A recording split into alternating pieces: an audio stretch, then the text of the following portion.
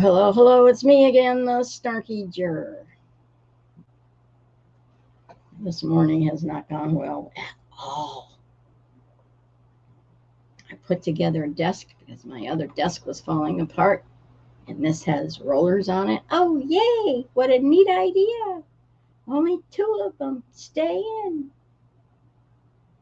on the bottom. So I just took them all out.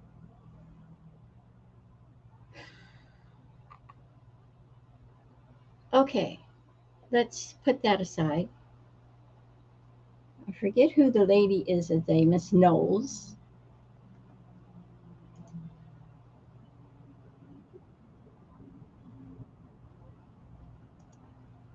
And you'll see in a minute. So I'll just go ahead and bring her up.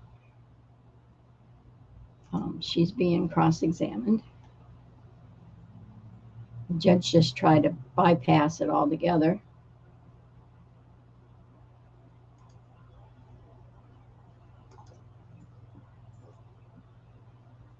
She's really distracted for some reason. Has been ever since she found out the FBI were listening every day of the last trial. And who's to know if they're not doing the same thing now? You know what I mean, Vern? So here we go. All right, Ms. Giannetti. Put me in the corner. Spank me. Good morning, Ms. Knowles. Good morning. Ma'am, on Friday, you testified to this jury about the fact that the Mass State Police Crime Lab is accredited as a forensic lab, correct? Yes, I did. And you discussed the fact that as a forensic chemist 4, you help to ensure compliance with the lab's administrative policies, quality assurance, and control requirements, and making sure that you're complying with accreditation standards, correct? Yes, that's one of my job duties and responsibilities. You also acknowledge that in contrast to the accreditation standards of your forensic lab, the standards of a hospital lab may be different, correct? I have no direct knowledge of what the standards at a hospital are, and so I can't say whether they're the same or if they're different. I'm just unfamiliar with them. Okay. And you're unfamiliar with the standards at Good Samaritan Hospital, correct?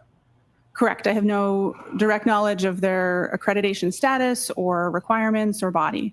And you know that they were the ones to do the blood draw in this case, correct?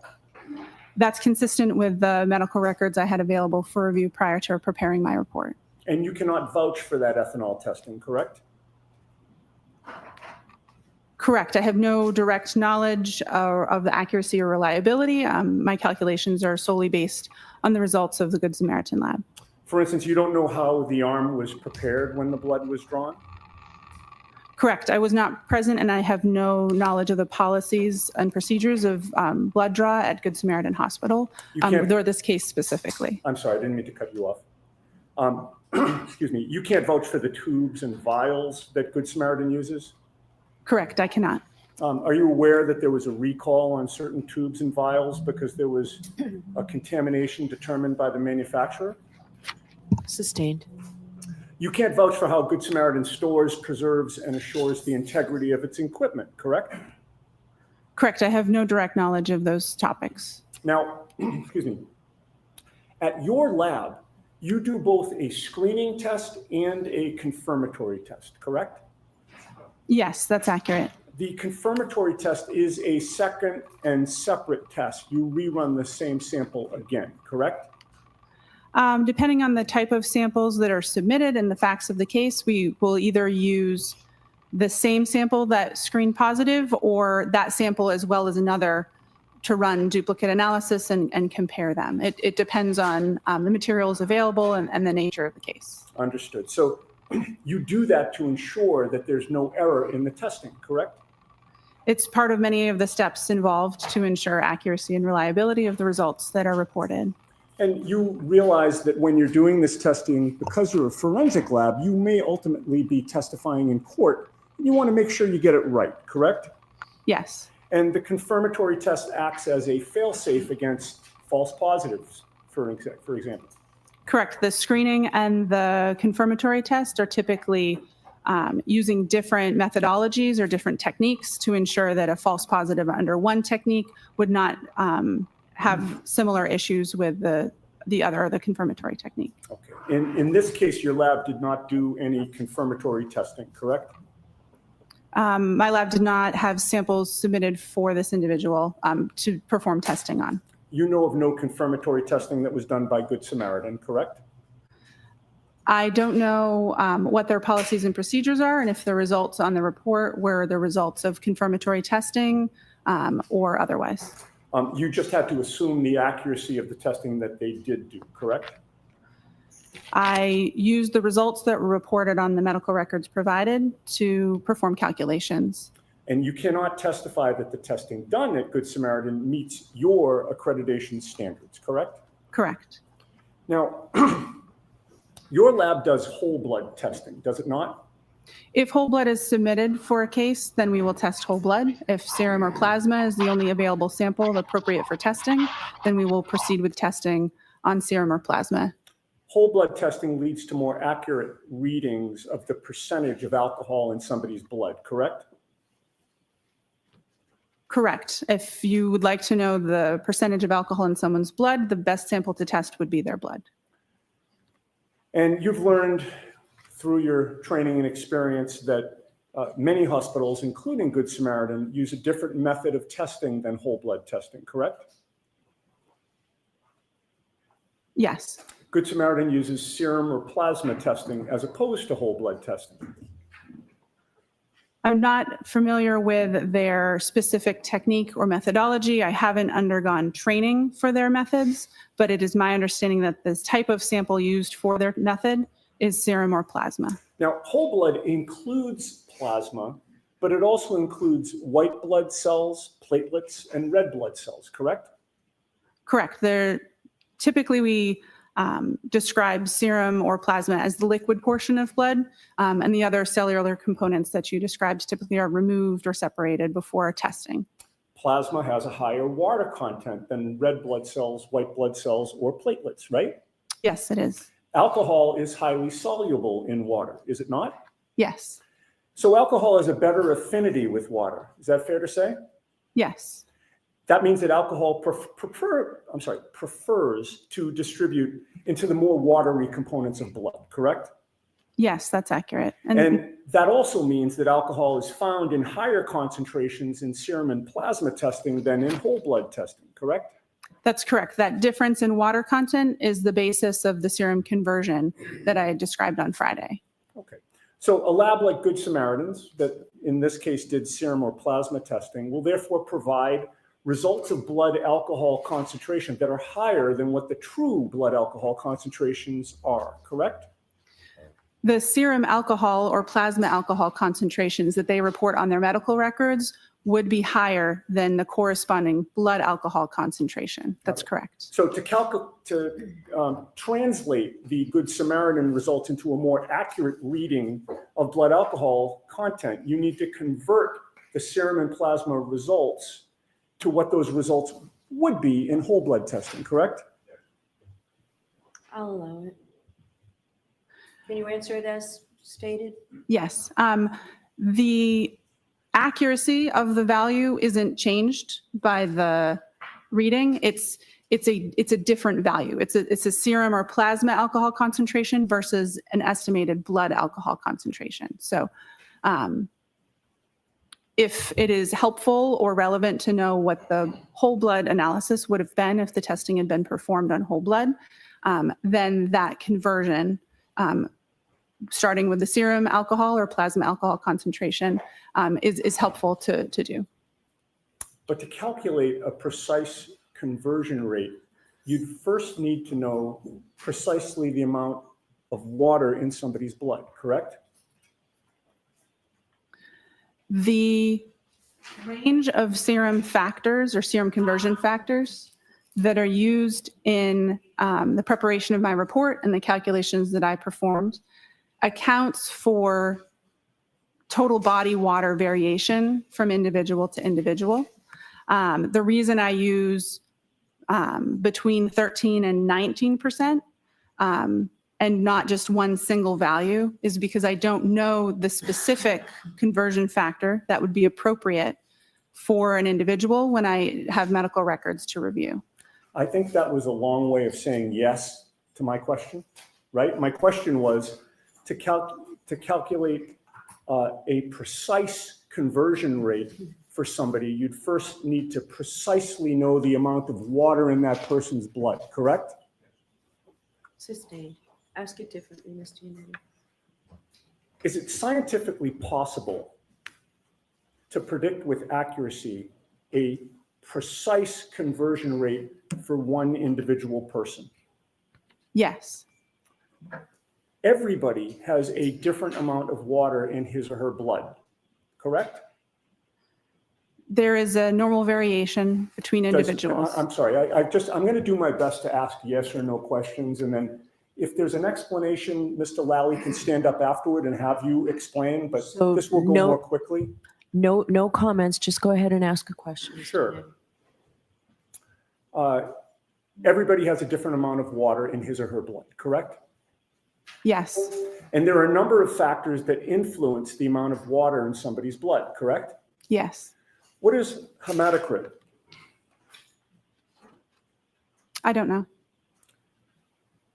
Hematocrit is the percentage of red blood cells in whole blood cells. Do you know that? Sustained. Are you aware that individual hematocrit can vary and that it affects the water content in blood? Sustained.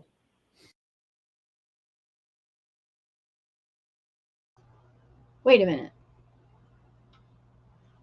I know what hematocrit is.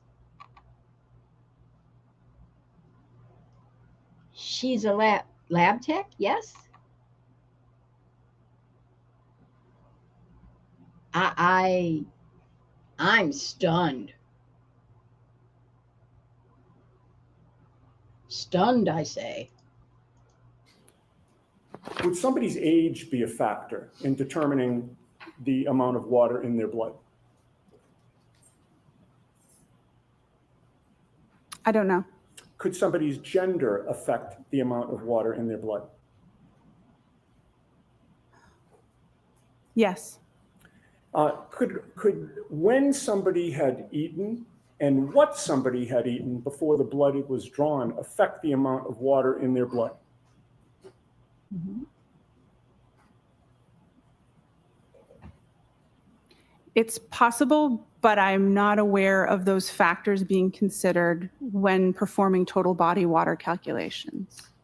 Would how frequently a person uses the restroom affect the amount of water in their blood?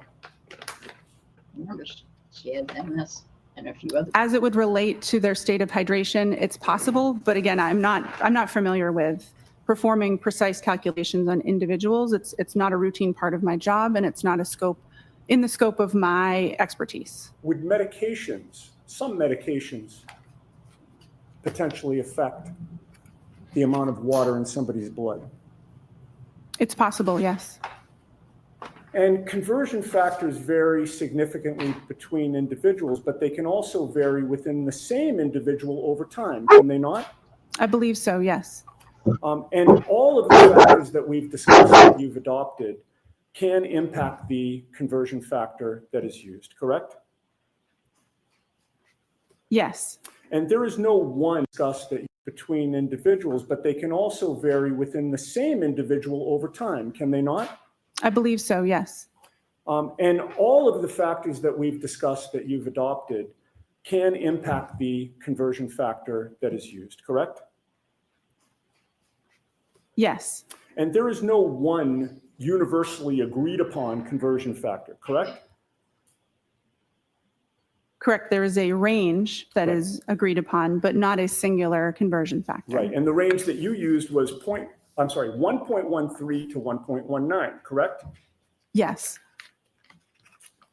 You recognize, however, that with all the factors affecting the amount of water in somebody's blood from person to person, and even within one person over time, some people can fall outside the range that you used, correct? Yes. And you recognize that some studies have shown a conversion rate from serum to whole blood can be higher than 1.19, correct? Yes. Are you aware of a study by Rainey, R-A-I-N-E-Y, reporting conversion rates as high as 1.59? Yes. And if the conversion rate is higher, that would mean that the actual blood alcohol concentration would be lower, correct? Yes. So if you're using a range of conversion factors that does not capture what the conversion factor should be for the individual that you're testing, you can't have confidence in the result, correct? Correct. The range that is utilized is looking at studies of large groups of people to try to capture as accurately as possible most individuals in the population, but it would not cover 100% of scenarios with all the factors that you've described. Okay, and you'd agree that your conversion of serum to whole blood here is imprecise, correct? The conversion was performed within the policies and procedures of the laboratory and the best practice recommendations for my field. But it is imprecise.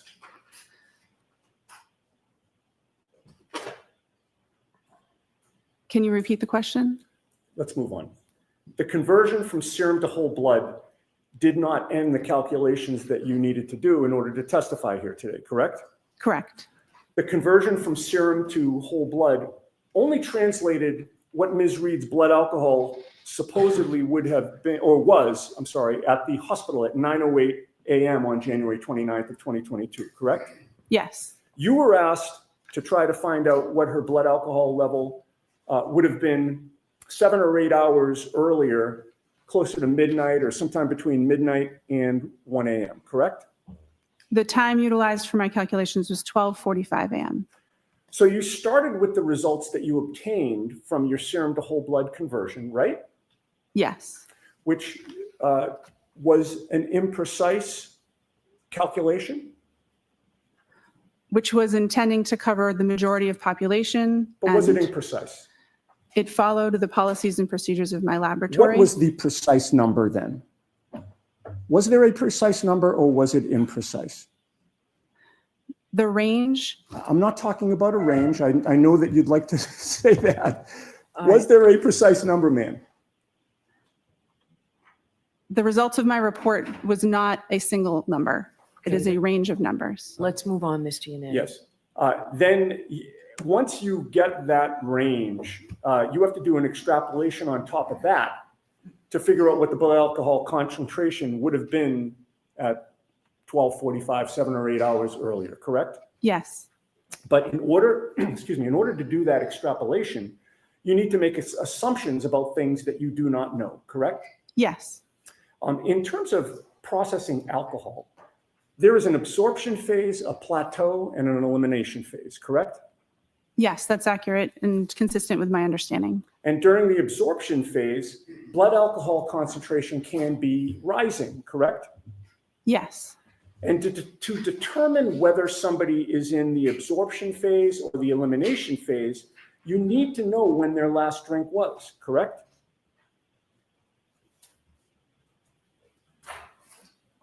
Yes, if you're performing that type of calculation, or if you're trying to determine if they've reached their maximum, that would be helpful information to have.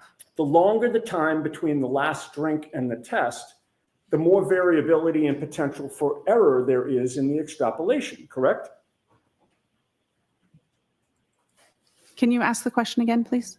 In this case, you assumed that Ms. Reed's last drink was at 12:45 a.m., correct? No, the calculation assumed for the maximum calculation that no alcohol had been consumed between 1.5 and 2 hours prior to that time interval start at 12:45 a.m. Okay. And the test wasn't until 9:08 a.m.? Yes. The range that you came up with was 0.14 to 0.28%, correct? Yes, 0.14 to 0.28 grams percent. And that was a very wide range, was it not? It certainly is. 0.28 is double 0.14? Yep. And that range is so wide because there are a lot of unknowns about the way each person individually processes alcohol, correct? There's a lot of interpersonal differences. That's correct. There are a lot of different factors that would impact somebody's blood alcohol content, correct? Yes. What somebody had to eat can impact their blood alcohol concentration, correct? The contents of their stomach or what they had eaten recently does not impact the rates of elimination that I use for my calculation, but it can factor into the absorption part of the curve and can impact that maximum amount that's reached. Okay. Their body weight can impact their blood alcohol concentration, correct? Correct. Again, it would not necessarily, or it could be included in the rate of elimination range that I use for my calculations. The person's body weight has more to do with, again, the absorption, the maximum concentration, the first parts of the curve, and not the elimination portion that we're discussing when we're doing retrograde extrapolation. And the first word of your answer was correct, right? Yes. A person's metabolic rate can impact their blood alcohol concentration because different people metabolize alcohol at different rates, correct? Yes. In addition, regarding the timing of the last drink, you were not with Ms. Reed on the late evening of January 28th or the early morning of January 29th of 2022, correct? Correct. I was not. You have no personal knowledge of when Ms. Reed had her last drink, correct? Correct. Were you informed that Ms. Reed was upset after 12:45 a.m. when you were doing these calculations? I don't believe so. Did you know, were you informed that she went to John O'Keefe's house in Canton and was the only adult in the house at that time after 12:45? Sustained. Are you aware of what type of alcohol John O'Keefe had available in his house at that time?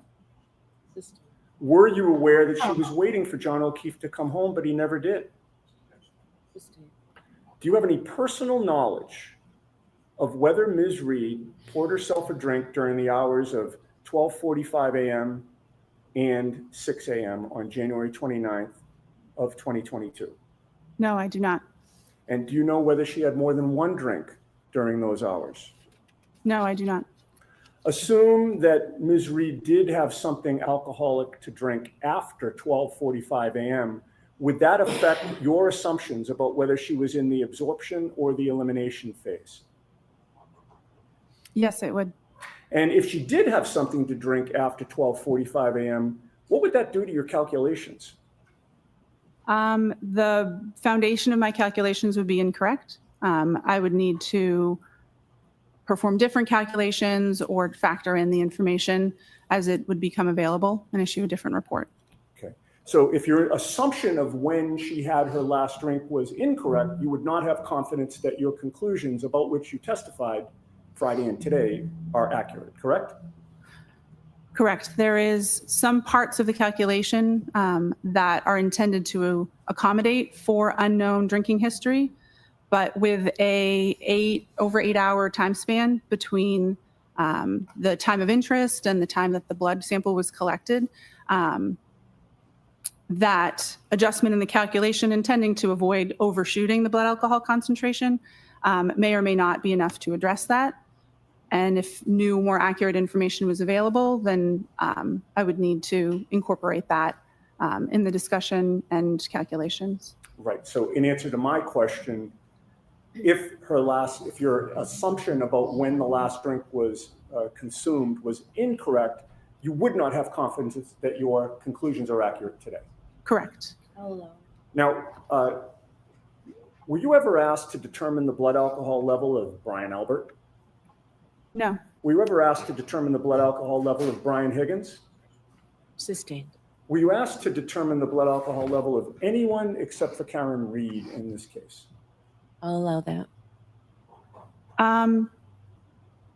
To the best of my knowledge, my only involvement with this case in my unit was the request to perform these calculations on this individual. Thank you. All right, Mr. Lally.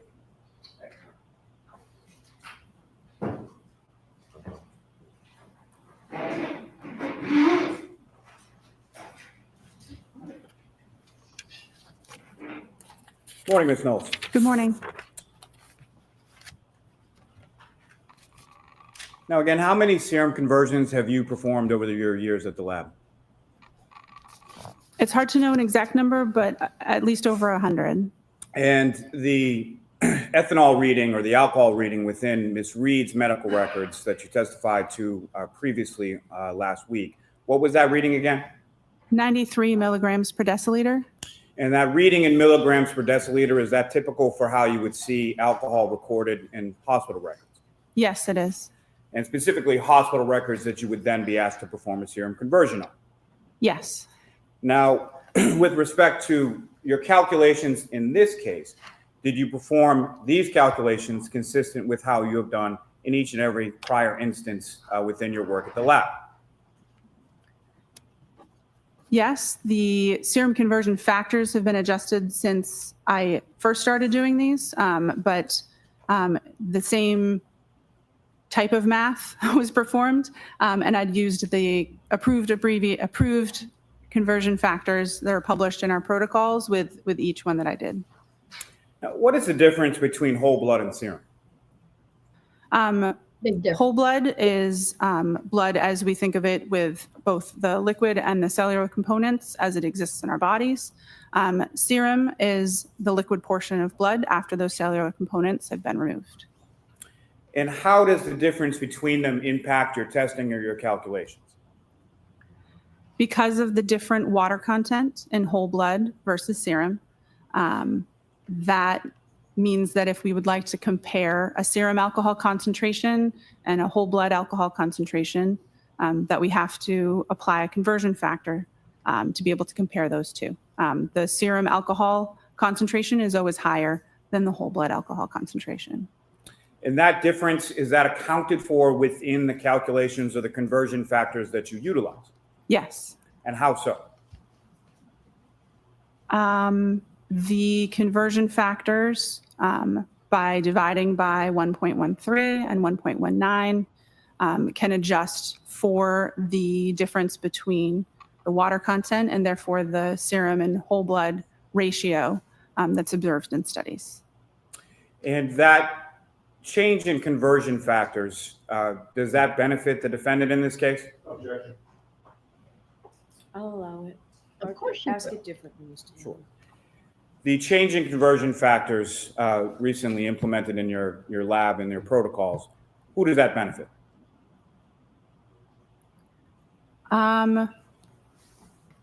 The question of benefit depends on the context. Speaking to the math, dividing by a larger number means the resulting number would be smaller. So the whole blood alcohol concentration numbers would be smaller when using the current between 13 and 19% factors, as opposed to the previously used between 12 and 18% factors. In case you're wondering why they're going through this whole process and why they did this way, when Karen Reed was basically asked to come in to make sure that she wasn't going to harm herself, or I forget what they call it, but it was, they held her for that.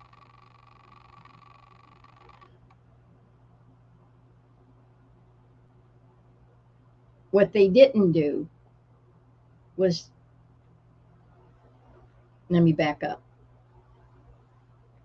What they do on a psych hold, which is basically what she was on, is different than what they do with the police when, you do the breathalyzer test and walk a straight line and all that, and then they take you to the station and they draw your blood. That is an accurate reading of how much alcohol is in your body at that time. They didn't do that. They're not set up to do that. That's not what they're set up to do. They do this just to get a range, get an idea. Is this person high on drugs? Are they high on alcohol? Whatever. Is this a mental health issue, or is this influenced by something else? When she gave the blood, there's a lot of controversy in how they can use this test to establish how high her blood alcohol was. And the defense is saying her MS, her Crohn's, and a few other factors can affect the test that she did. And that's what Yannetti was trying to get to. So it's two trains of thought here. And they used a test incorrectly as far as the defense is concerned. And these results are way higher than they should be. Because by the time she went to sleep about 1 o'clock, is she still high? 5 hours later? I don't drink, so I don't know this. So it doesn't make sense to me. And who knows what the jury thinks. Now, these conversion factors, where again do they come from? The conversion factors come from published studies involving individuals that consumed alcohol, had samples collected from them, and their whole blood and their serum alcohol concentrations were compared. Those conversion factors are present in the protocols in use in the laboratory where I work, and they're also consistent with best practice recommendations or consensus body documents in the field that I work. Now, you were asked on cross-examination about a number of different factors. Are those factors incorporated within the conversion factors in the published scientific literature supporting those conversion factors? By basing it on studies with a large number of people, that's the intention, is to capture the interpersonal differences and different factors within that range that's used. Now, if you know, how much in the elimination phase, as far as bladders are concerned, how much loss of alcohol is concerned in the elimination phase with reference to bladder loss?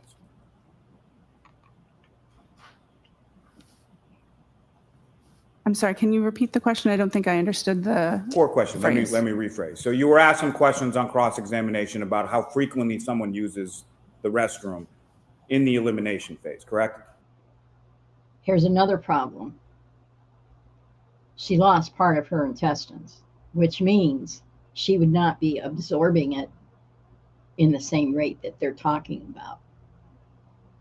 It would be exiting a lot sooner. I wonder if they can factor that in. I believe I was, yes. Right. And do you have any idea from your training and experience as far as how much alcohol is typically lost by an individual during the elimination phase through the bladder? Do you know that? I do. Okay, you can answer. Less than 5%. The vast majority of alcohol is eliminated from the body by an enzyme that breaks it down from alcohol into carbon dioxide and water. I can't remember exactly how much is generally eliminated, but I believe it's less than 5% of the total blood alcohol concentration. Now, you were asked about whether or not the defendant had a drink after 12:45 a.m. Do you have any evidence that the defendant did, in fact, have any alcohol to drink after 12:45 a.m.? Assistant. Notice how they're pushing the 12:45, because that's when they think they moved it. Why are they saying 12:45? Because they're saying it was like 12:30 when she ran over Officer O'Keefe with her car. 12:45 was the old numbers. That was from last year. Interesting. If there was a drink at approximately 1 a.m., what kind of impact would that have on your calculations? It would depend on how much had been consumed.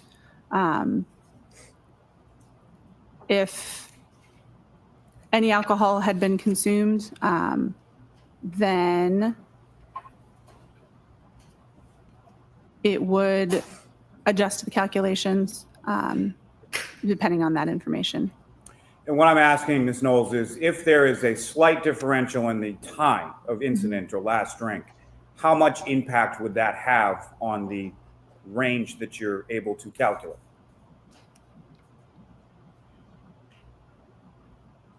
I'm not sure. Now, you testified as far as the range being on the retrograde analysis being between a 0.14 and a 0.28, correct? Yes, I did. Are you aware what the legal limit is in Massachusetts? I'm going to sustain that, actually. Why is there such a varying range?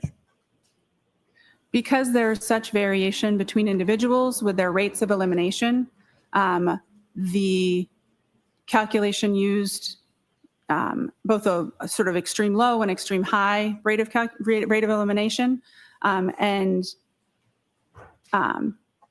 because we don't know the individual's rate of elimination, that range is intentionally wide to ensure that the actual blood alcohol concentration lies somewhere between it. It's intending to account for a lot of the factors that we've been discussing. It's intentionally a wide range because there are so many unknown factors, and it was so much time that had elapsed between the time of interest and the time of collection. And based on your calculations, as far as the 93 milligrams per deciliter, what does that convert to as far as the blood alcohol concentration for the defendant at 9:08 a.m. on January 29th? 93 milligrams per deciliter in serum alcohol concentration would convert to between 0.078 and 0.082 grams per cent. And from your calculations in your retrograde analysis, what was the range that you were able to calculate for the defendant's blood alcohol concentration at 12:45 a.m. on January 29th? Between 0.14 and 0.28 grams per cent. And 0.14, 0.28, and every number in between is higher than 0.08. Is that correct? Yes, it is. Nothing further. No further questions. All right, Ms. Knowles, you're all set. Thank you very much. All right, Commonwealth's next witness, please. Or Commonwealth calls Ryan Nagel. Good. Ryan Nagel. He was there that morning. He came to pick up his sister, I think. I'm remembering right. We shall see. This way.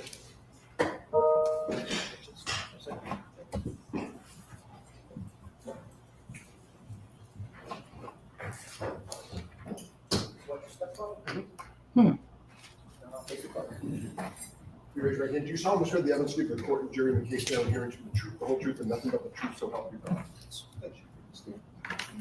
more? May I proceed? Yes. Good morning, sir. Good morning. Could you please introduce yourself to the jury? My name is Ryan Nagel. How old are you? I'm 32 years old. What area of the city or the state do you live in? I live in Canton, Massachusetts. How long have you lived in Canton for? 32 years, my whole life.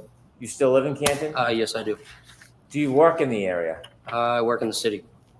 What do you do generally? I do HVAC. Do you have any sisters? I do. I have one. What's her name? Juliana. Is she older or younger than you? She is younger. I want you to take us back to January 29th, 2022. That evening on the 28th, leading into the 29th, do you remember where you were? Yes, I do. Where were you? I was in a vehicle. Okay. Before you were in the vehicle, were you out earlier that night on the 28th? Yes, sir. I was at CF McCarthy's. What's CF McCarthy's? It is a local restaurant / pub in the Bar. center of Canton. It's a bar. Who were you at CF McCarthy's with? My sister at the time, and then my friend Ricky and my ex-girlfriend Heather. What were you doing at CF McCarthy's? Just enjoying a night, having a few drinks. When you said have a few drinks, did you have a few drinks? I did, yes. Do you remember how many drinks you had? Not off the top of my head. Do you remember whether the drinks you had, the alcoholic drinks that you had, it affected your ability at all? Were you impaired in any way? I wouldn't say impaired, but I only drank beer. Okay. Do you feel like you had any type of effect from the alcohol? I may have. Were you driving? No, I was not, sir. Do you remember the times that you were at McCarthy? Probably 8, 9 o'clock. What time did you leave? Probably right before midnight. When you left McCarthy's right before midnight, did you have a plan that you were going to do something? No, I did not. Tell us, after you leave McCarthy's, where do you go? I was going to go home, but my sister Julie texted me to be picked up. When you were going to go home, tell us, when you leave McCarthy's, what kind of vehicle were you in? I was in my friend Ricky's Ford pickup truck. Who was driving? Ricky. Was anybody else with you too? My ex-girlfriend Heather. Heather. You know Heather's last name? Maxon. Was she in the front or the back of the truck? She was in the back seat. So you three were in the truck and Ricky was driving? Correct, sir. You mentioned you were going to go home. Did you start to head towards your home? Mr. Brennan, slow down a little bit for the Oh. court reporter, please. Pardon me. You mentioned you were going to go home. Did you start heading towards your house? Yes. Do you remember what time you got the text from your sister? Around midnight. I can't remember that far back. You don't have a firm memory of it? No, I do not, sir. After you received the text from your sister, did your plan change? Yes. And what was the plan after you received the text from your sister? To go pick her up. Did you know where she was? Yes, I did. Where was she? She was at her friend Brian's house. Did you know the address? Not off the top of my head, but I knew the street. Did you know the house? Yes. Did you know her friend Brian? Yes, I did. What is his last name? Albert. Is he a senior or a junior? He is a junior. About how old is he? I think 27, 28 years old. Were you friends with Brian Albert Jr.? Just through my sister. Had you ever been to that house before inside the house? No, I have not, sir. Do you have any other purpose of going to that address other than to pick up your sister? No, sir. Excuse How me. long did it take you after you left to redirect and get to that address? Probably roughly 5 to 7 minutes. Do you know what time specifically you arrived at that address? Right, a little before 12:30. Is that a general guess? Yes. Did you look at your watch and note the time, or is this an No. estimate? Just an estimate, sir. So the estimate is you arrived around 12:30? Correct. When you approach the house, before you approach the house, is there a road that intersects Fairview? Yes. And what's the name of that road? Can actually, give me a second. I can't think of the name. Okay. Are you right now? Are you familiar with any roads in that area? Yes, sir. Are you familiar with the road Cedar Crest? Yes, sir. Had you driven on Cedar Crest before? Yes, I have. If you're driving on Cedar Crest, can you loop around like a circle on that road? Yes. At some point, do the two parts of that circle intersect with another road? Believe so. Is Fairview, from your knowledge, attached to Cedar Crest Road? Yes. As you were traveling, did you travel on Cedar Crest before you got to Fairview? Yes. Okay, I want to ask you some questions about right before you turn on, or Ricky turns on to Fairview. As you're driving down Cedar Crest, before you turn on to Fairview, did you see anything? I saw a vehicle coming at us. Not directly at us, but obviously traveling on the other side of the road. And where was that vehicle traveling towards? Us, and then they put their blinker on to take a right. And For them to take a right. that vehicle was going to take a right onto Fairview? Correct, sir. And your vehicle is coming in the opposite direction? Correct. Where was your vehicle going? Taking a left onto Fairview. Did you both meet at that intersection? Yes, roughly around the same time. Who turned onto Fairview first? The other vehicle. How did that happen? I believe Ricky flashed his lights to let them go. Did you see the other vehicle? Yes. Do you remember what kind of vehicle it was? It was a black SUV. When that car turned right onto Fairview, how long after did Ricky turn left onto Fairview? Seconds. When you came to that intersection and met that car, when Ricky blinked his lights, could you see inside that SUV? Say that again? When you came to the intersection at Fairview, Mhm. and you said that the driver of your truck, Ricky, blinked his lights. Could you see anything inside the SUV? I wasn't really looking. After that SUV turned right onto Fairview and Ricky turned left onto Fairview, who was in front of who? The other vehicle was in front of us. Was the other vehicle in front of you the entire time you saw it? Yes, sir. Did Ricky ever drive and park in front of that vehicle? No, we were behind them. Always behind it? Always. When Ricky pulled up to Fairview, where did he stop? Right in front of the driveway of the Albert's house. You were in the front passenger side of the truck? Correct, sir. If you looked directly outside that window, what would you have seen? The driveway and the house. The other vehicle, did it stop at the driveway? No, it was probably like a car length in front of us. So it was in front of you? Correct, sir. Did you ever see that car stop at the driveway? At the driveway, I don't recall. Did you wait before you got to Fairview, or did Ricky drive directly to Fairview after he took the left? Well, he turned the left onto Fairview. Okay. Did he wait, or did he drive directly to Fairview? He drove directly there. Okay. The car in front of you, did you ever see it move behind you in front of the driveway? It was in front of me the whole time. And so I'll ask the question again. Did you ever see that SUV stop at the foot of the driveway? No, but I did see the brake lights. It looked like it moved, but it wasn't. So the brake lights were on. They released them and then stopped again. So probably moved another car length up. How many times did you see the brake lights on? Just once, sir. After you stopped at the foot of the driveway, did you keep your attention on that SUV? Not really, no. I was more concerned about my sister. So you weren't studying it? No. Were you making any notes or trying to mark its direction of travel? No. But you do know, or do you have any doubt that it was in front of you the entire time? Yes, it was. When you pulled to the driveway, did you go in to see your sister? No. What did you do? I texted her saying we're here, and she came out, opened up the door. She looks at me and Rick and said, "Hey, do you guys want to come in?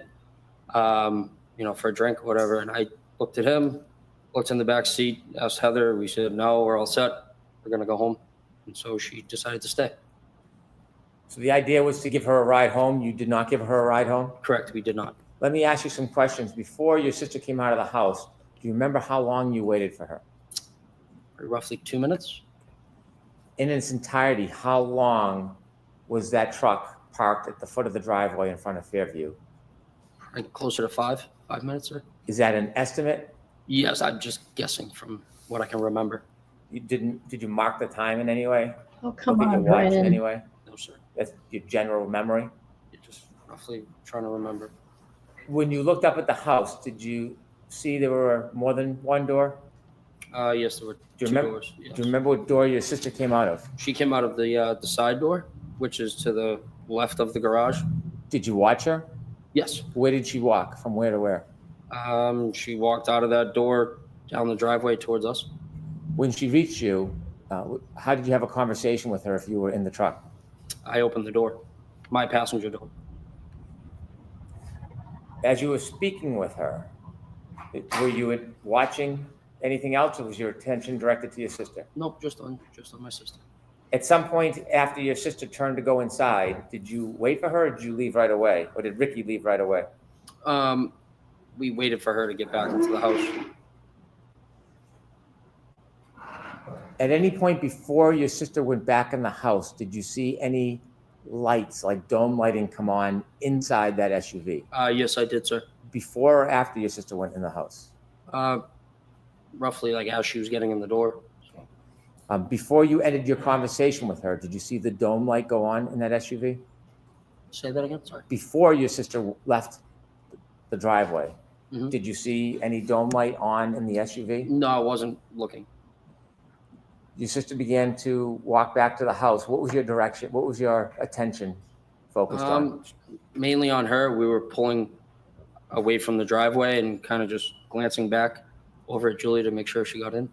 When your sister went back up the driveway to go in the house, when was the next point you had any chance to see the SUV? When we were passing it. When you were passing the SUV, where was it located in relation to the house, flagpole? Directly in front of the house. Was it anywhere near the flagpole as you drove by? Probably like a car length from that. A car length from the flagpole? Yes, give or take. Is that the middle, right, or left side of the house? That would be towards the left side of the house. As you drove by that SUV, what was your primary focus? My sister, sir.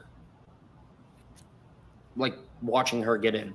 You were being attentive to her getting in? Correct, sir. As you watched her get in, did you glance or see anything else in your vision as you were watching your sister go into the I house? saw that there was a woman in the driver's seat of the black SUV in front of me, sitting there with her hands on the steering wheel at 10 and 2. Did you get a good enough look that you would remember who that person was, or was it too brief to It identify was the person? too brief, sir. You saw the person in the SUV with their hands on the wheel. How did you see them inside the car? Their dome light was on. Do you know how a dome light comes on in a vehicle? Yes, sir. Either you press it yourself or if there's a door open. When you had the glance or the glimpse of the woman in that SUV holding the wheel, you said 10 and 2? Correct, sir. Could you describe for us what that means? Just like a clock, just the hands on the clock, like 10 and 2.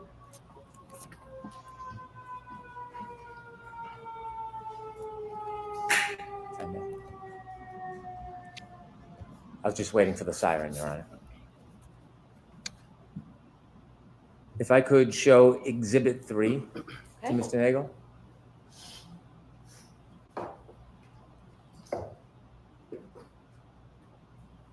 Sir, do you recognize that address? Yes, sir. And what is that address? That is 34 Fairview Road. Do you recognize the flagpole? Yes, I do, sir. Thank you. When you drove by and you said you saw a woman sitting in the front and the dome light was on, did you see anybody else in the car? No, sir. Were you looking for anybody? No, sir. Could there have been somebody else in the vehicle at that time? It could have been, yes. Could there have been someone standing outside the door? Yes, it could have been. When you saw the person, were you studying the person? Could have been on the floor too. How long of a time did you have to take a glimpse of that person? 5-10 seconds, maybe. Now, I want to ask you some questions about the entire time you were parked at the foot of the driveway until the point that you left Fairview. From when you first stopped at the driveway at Fairview until the point that you left and were no longer in front of that property, did you ever see any person get out of that SUV that was in front of you? No, I did not, sir. Did you ever see anybody, any man, ever cross the front yard towards that home? No, I did not, sir. Did you ever see any man ever enter or stand in that front door? No, I did not, sir. Did you ever see anybody walk across the front yard to the side door?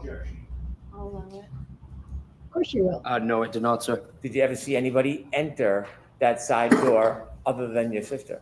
No, I did not, sir. As you were parked at the driveway the entire time, that generally 5-minute time, did you ever see anybody get out of the SUV and walk down the street towards the driveway?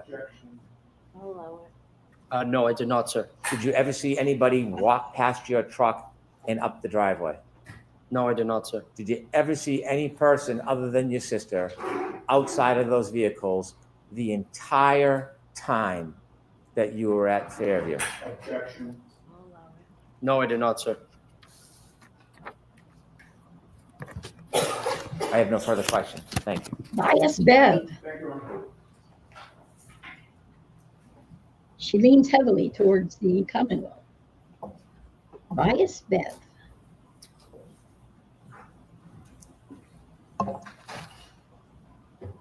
Good morning, sir. Good morning.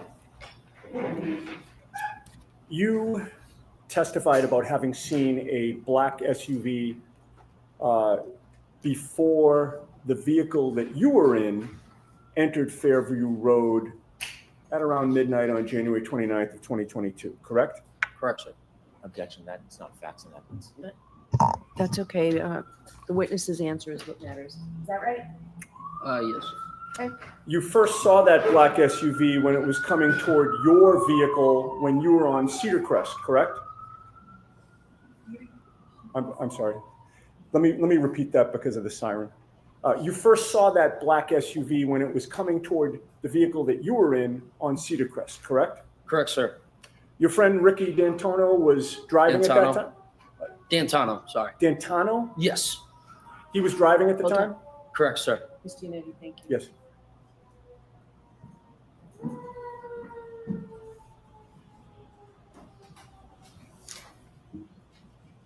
All right, go ahead. Thank you. Ricky doesn't drink, correct? He does. He wasn't drinking that night, He may have had one or two. but he appeared to be driving safely. Yes, sir. And you also had a chance to observe the black SUV at that time as it was facing you, correct? Yes. When you saw it on Cedar Crest, you didn't know who was driving it at that time, correct? No, I couldn't see. But your observations of the black SUV at that time were that whoever was driving it, that person appeared to be driving safely as well, correct? Yeah, I would assume so, yes. One of the first things you noticed about the black SUV was that it was in front of you on Cedar Crest, and both Ricky's F-150 and the black SUV were basically converging on Fairview at about the same time. Yes, sir. The black SUV appeared to be going at a safe speed. Yes. It appeared to be properly staying within its lane. Yes, I would say, yeah. And when it was time for Ricky to take a left onto Fairview, he actually put on his left blinker, or not left blinker, but both his blinker, flashed his lights to signal that it was okay for the black SUV to cut in front of it, correct? Yes, sir. And he actually did have his left blinker on at that time, correct? Prior Yes, to sir. doing that? And the black SUV had its right directional on, correct? Yes, sir. And when both cars have their directionals on, indicating they're going down the same street, the black SUV did not suddenly cut in front of Ricky's vehicle until the flashing of the lights, correct? Correct, sir. Both cars appeared to be operating safely, correct? Correct, sir. And once the lights were flashed, there was nothing about the operation of that black SUV that told you that the driver appeared to be confused about what the flashing meant, correct? Correct, sir. The black SUV didn't hesitate at that time. It just proceeded onto Fairview in front of you, correct? Correct, sir. And it did so in a safe manner. Correct, sir. And the black SUV, in that sense, got ahead of Ricky's vehicle, correct? Correct, sir. And once you got to the Albert home, you noticed that the black SUV was parked outside the Albert home, correct? Correct, sir. And at that time, the snow had not yet started sticking to the pavement, correct? Correct, sir. You could see the pavement in both the driveway and the street. Correct, sir. You could also see the grass on the lawn. Yeah, for the most part, yes. The snow was only just starting to accumulate on the grass, correct? Correct, sir. And with that little snow on the ground, you saw no tire marks behind the SUV, correct? No, sir. In fact, you saw no tire marks in the street at all. Correct, sir. May I have the map displayed, please? Is it in evidence already, Ms. Giannetti? May we approach? Okay. I guess not. Let's see. I'm in the wrong. Is that okay?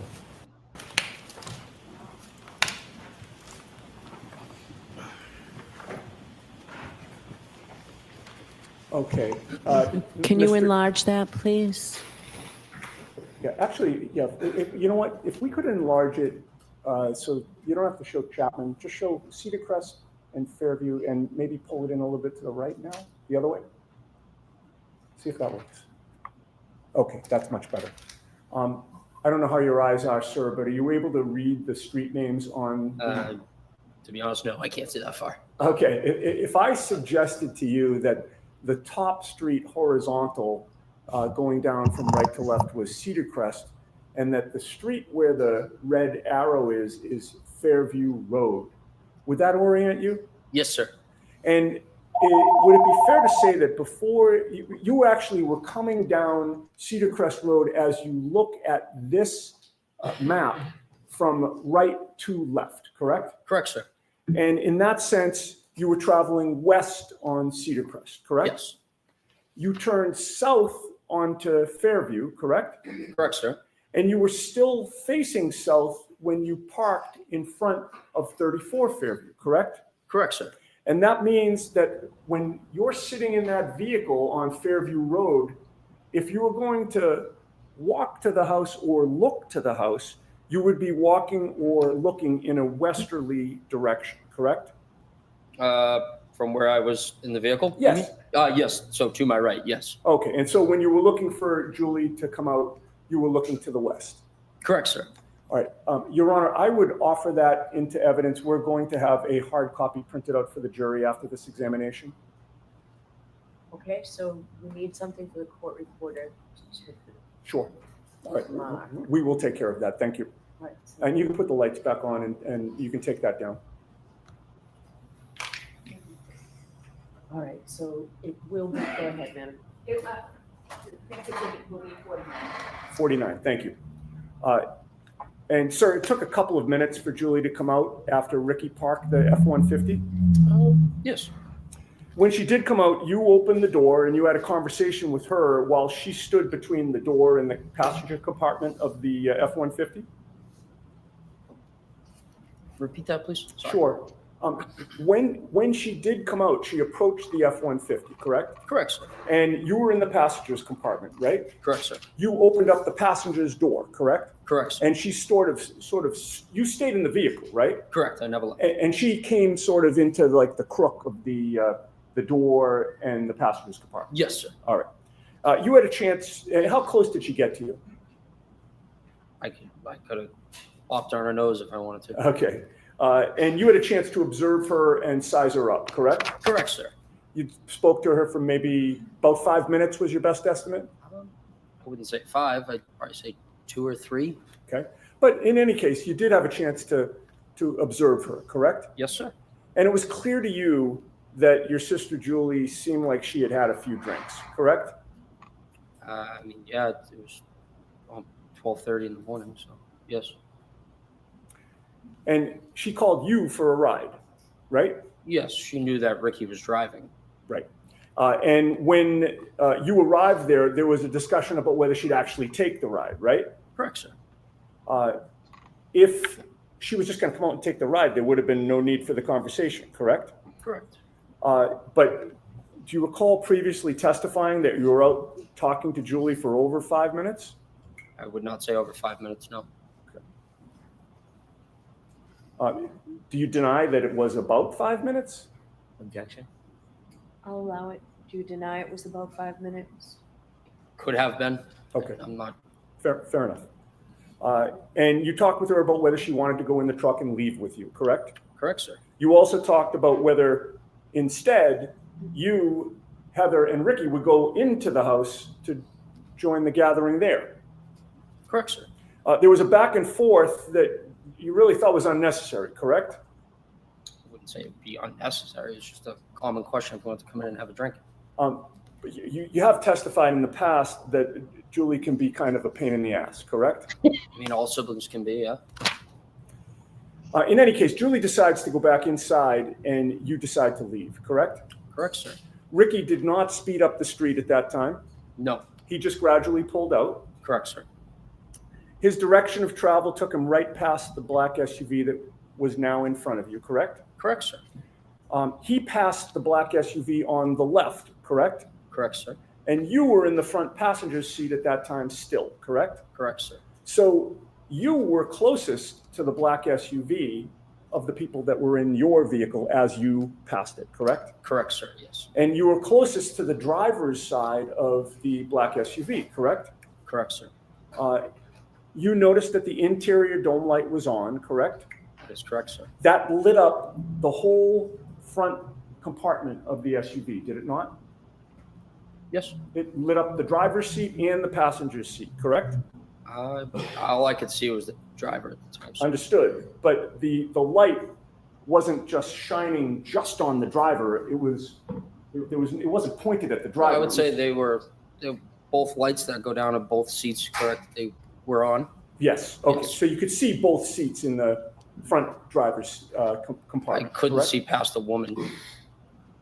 Well, you only saw one I person. only saw a woman. Sorry, You- sorry to interrupt you. Yes. No problem. It allowed you to see into that front compartment. Yes. All right. And you saw one person inside the car at that time. Correct, sir. It was a woman with long hair in the driver's seat, correct? Correct, sir. And she looked like she was alone. Yes.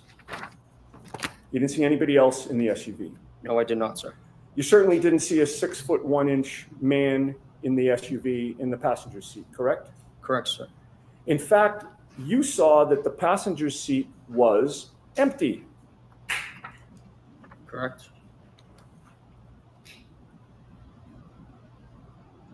Meaning John had already left to go in the house. The woman in the passenger seat was staring straight ahead, correct? Not in the passenger seat. She I'm was in sorry, the and driver's seat. thank you for catching that.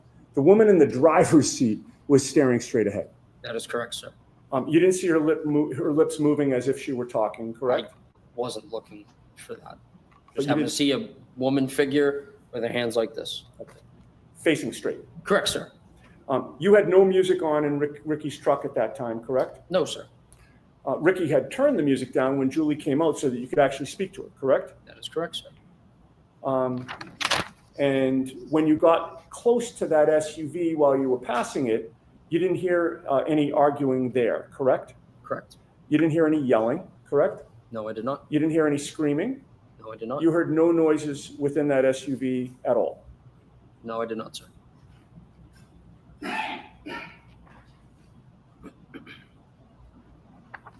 I have no further questions, thank you. All right, Mr. Brennan? While he was talking with his sister is when John left the SUV and went inside. Sir, you mentioned you were at that address around 12:30, That is correct, sir. and you offered us that you were there for about 5 minutes. Yes? You know the exact time you left? No. Not off the top of my head right now, no. Was it around that time? Yes, sir. Would it be fair to say you don't have certainty whether it was 12:35, 12:32, 12 o'clock? It's probably before 12:35, roughly between 12:30 and 12:35. You could still see the ground, given Yes, the sir. weather. Yes, sir. Was there snow starting to fall? Just starting? Had you been outside earlier that night? Yes, sir. In the ground that you could see, do you know how hard it was? Say that again? The sir? ground. Ground, yes. Do you know if it was soft or hard? Like the road? The ground, the grass, the lawn. Oh, I don't know. I mean, it was a cold night, so I mean, I assume it's hard. Around that time, around 12:30 when you left, Mhm. Was there inches of snow? No, there was On the not ground? inches of snow, no. I could still see the grass coming through the snow. I mean, it's just like a coating. You could still see the bare ground. Correct, sir. When you saw that SUV in front of you for the time that you were there, that 5 minutes, did you ever, and you said that you saw brake lights at times, did you ever see at that point missing parts of its taillights? No, sir, I wasn't observing the vehicle like that. When the taillights were on, when the brakes were on, what color was the glow? Red, sir. Did you ever see a missing piece where it was white instead of red? No, sir. Over near the flagpole where you saw this SUV, did you see any human being, any person lying on the ground near the flagpole? No, sir. When you drove by the SUV, you said you couldn't see past the woman. Could you see inside the SUV when you drove past? Repeat yourself. When you drove past the SUV, you saw a woman in the driver's seat. Yes, that is correct. You didn't see anybody else. No. Do you know if anybody else was in that SUV? Could have been. I'll allow it. It could have been. From when you were driving by the SUV and you could see inside the driver's seat and saw the woman, could you see on the other side of the SUV if there was anybody standing on the other side of the SUV? No, sir. Was there anything obstructing your view as you drove by and saw the woman to prevent you from seeing on the other side of the SUV? Woman and the vehicle itself. You mentioned that there was a dome light on in the SUV. Yes, sir. Was the driver's side door open No, when you sir. drove by? No, sir, it was closed. Can I have Exhibit 16, please?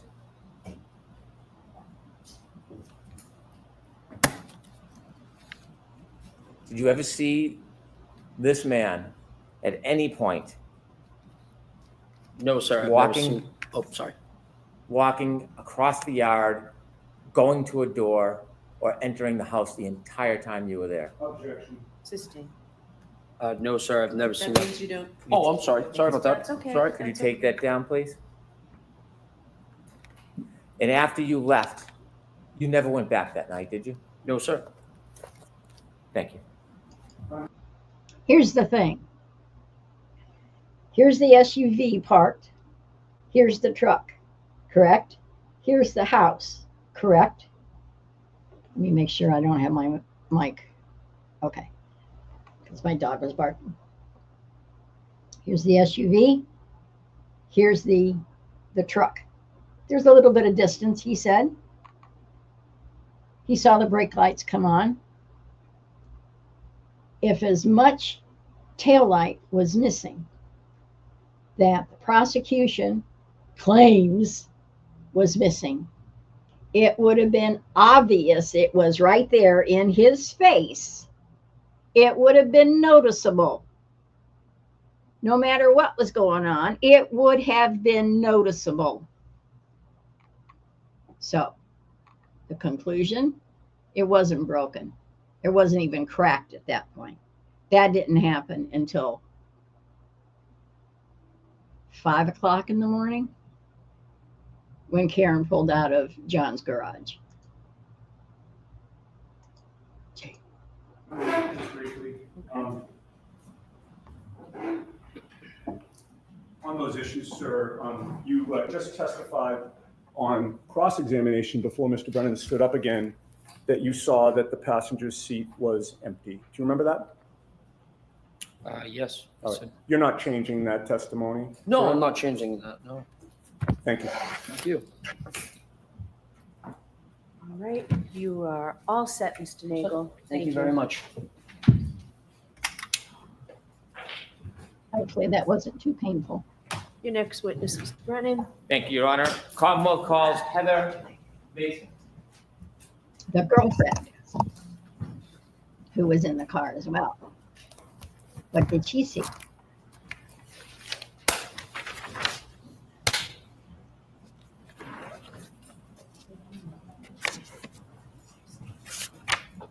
I don't like how this court reporter has to do her thing.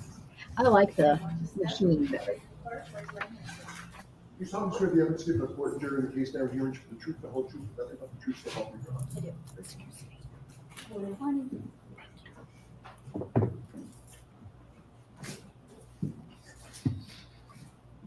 Whenever you're ready. Brennan. Thank you, Your Honor.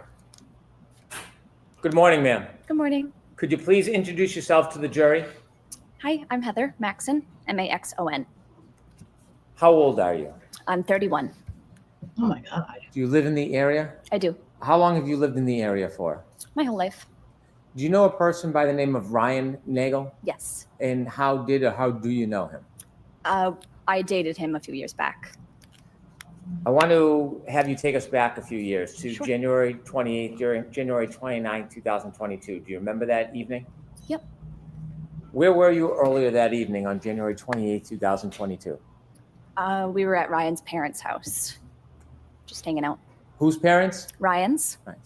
Were you with anybody else besides Ryan and his parents? Eventually, we met up with friends Where? at local restaurants. Did you end up at one restaurant or bar in particular at the end of the night? We were first at CF McCarthy's, and then we went over to the hillside. Were you drinking? Yes.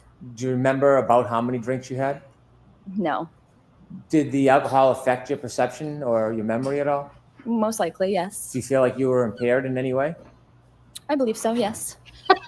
After you left the establishments, after they closed, She's did you go on. somewhere? We went to pick Ryan's sister up, Julie, from a friend's house. She needed a ride. Before you went to pick Ryan's sister up, did you have other plans before that? Sorry, could you repeat the question? Yes. Before the decision was made to go pick up Ryan's sister, was there other plans that you were? No. Yeah, okay, that was just the plan to go get her? Yeah. Do you get her remember generally or specifically what time that was? late midnight? Okay. Do you remember the time exactly? No. Is there any marker in your mind that would help you remember exactly what time it was? Not necessarily, no. So is that a generalization or a guess? Yes. When you went to pick up Ryan's sister, do you know where you were going? No, Were you driving? I was not. Who was driving? Our friend Ricky Where were you sitting? in the back seat. And what kind of vehicle was it? It was a truck. Are you familiar with the area? Not necessarily, no. Do you remember at some point taking a turn onto the road Yes. that had the house where you were going to arrive? Yes. How do you remember that?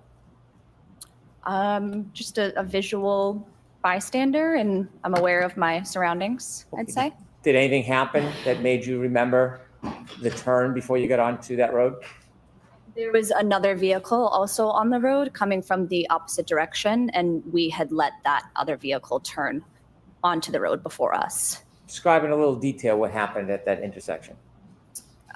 So I don't recall the name of the street that we were on before we took the left onto the street that the house was located, but the car coming from the opposite direction was taking a right onto the same street. So we had somewhat yielded to the car coming from the opposite direction to have let them take a turn onto the street before us.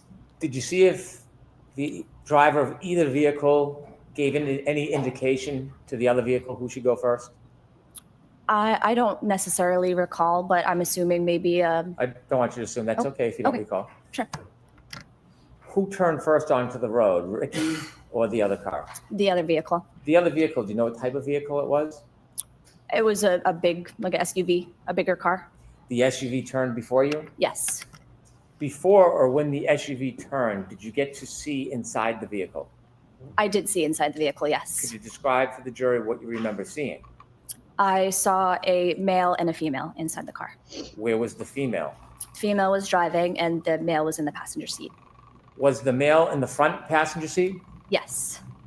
Were you able to recognize either the female driving or the male in the front passenger seat? Recognize? Yes. I'm not sure if I understand the Did question. you know who they were? No. Strangers? Yeah.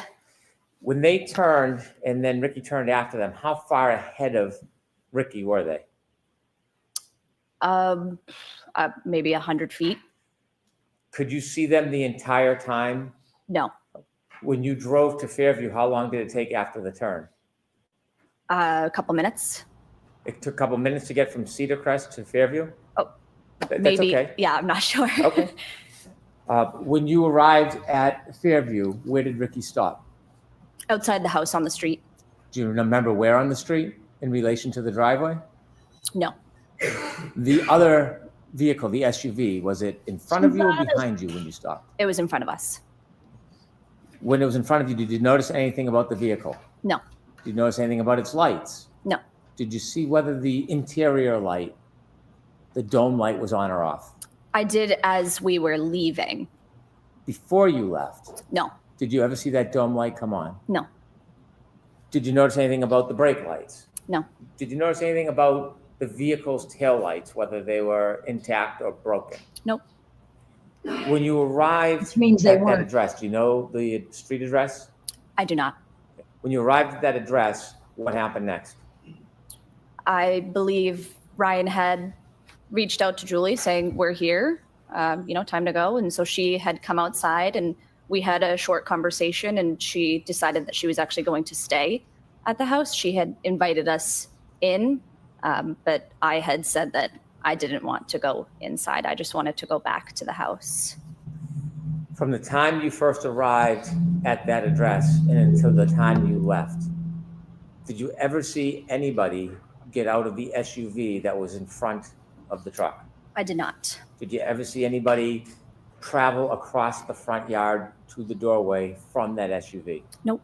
Did anybody ever walk by on the street, walk by the truck in front of you or behind your truck and walk on the driveway? No. Well, No. besides Julie, sorry. So Julie is the only person that you saw in the driveway that night. Yes. And then you left? Yes, When you left, did you drive by the SUV? we did. When you drove by, what were you looking at? My surroundings. Okay. What did you see? I saw the female that I saw beforehand, also still in the car, Where did you see her? in the driver's side. Was there, at that point, any lights on inside the car? There was, yes. Which The light? dome lights, Was the driver's side door open? not to my knowledge. Did you see anybody else inside the SUV? I did not. Was there anybody else inside the SUV? You didn't see anybody inside the car? Besides the driver, no. Okay, next question. Do you know whether there was anybody else inside the SUV at that time other than the driver? No. Did you look in and study the interior of the SUV? No. How long did you look inside the SUV for when you passed? It was just passing, so I don't know, a couple seconds. Did you see if there was anybody or a man standing outside the door of the SUV? I did not. Outside the door? No, Did you see anybody lying on the front lawn? no. Thank you. I have no further questions.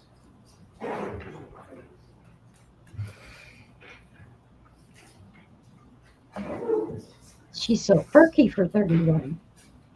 I thought she was maybe 23. Good morning, ma'am. Good morning. Before Ricky turned onto Fairview Road, you saw the SUV in front of Ricky's truck, facing it, taking a right-hand turn in front of you, correct? Correct. And at that point, you had an unobstructed, good look at the driver and the front passenger, correct? Correct. And you could see that there was a female driving and a male in the front passenger seat at that time. At that time, yes. Now, ultimately, Ricky's car took a left after the other SUV took a right, correct? Correct.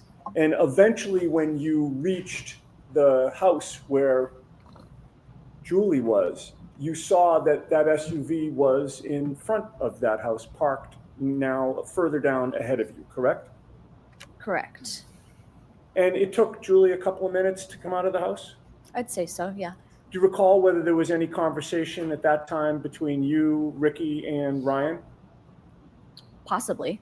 I don't recall or remember what, but most Okay. likely, yes. And you don't remember whether you were participating in a conversation or what was discussed? Not necessarily, no. You had your cell phone with you that night? I did. Like many of us, is your cell phone something that you tend to check when you're bored or there's a break in a conversation or you're not actively engaged in a discussion? For sure. And while you were waiting for Julie to come out of the house, do you recall whether you were checking out any web page or Instagram or text message or app on your cell phone? I don't recall. Can you testify with certainty that you were not checking your cell phone during that period of time? Not with certainty, no.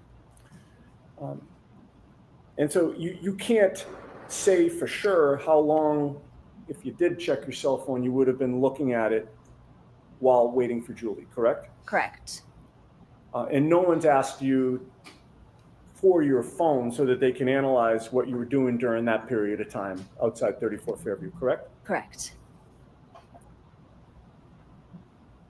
All right. Well, you testified that you didn't see anybody get out of the SUV or approach the house, correct? Correct. You obviously don't know what did or didn't happen before you, Ricky, and Ryan arrived there, correct? Correct.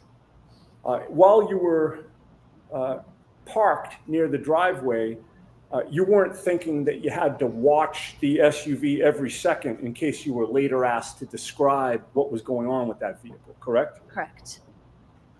And that SUV was the same vehicle that you recognize as previously having a female driving and a male in the passenger seat, correct? Correct. And as far as you know, you didn't know either of them at that time? No. Fair to say that what they were doing was their business and you weren't particularly interested in what they were doing, correct? Correct.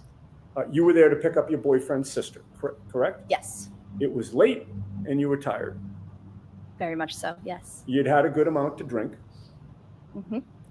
You did not want to continue to drink and socialize, correct? Correct. Fair to say you were looking forward to ending the night at that point? Yes.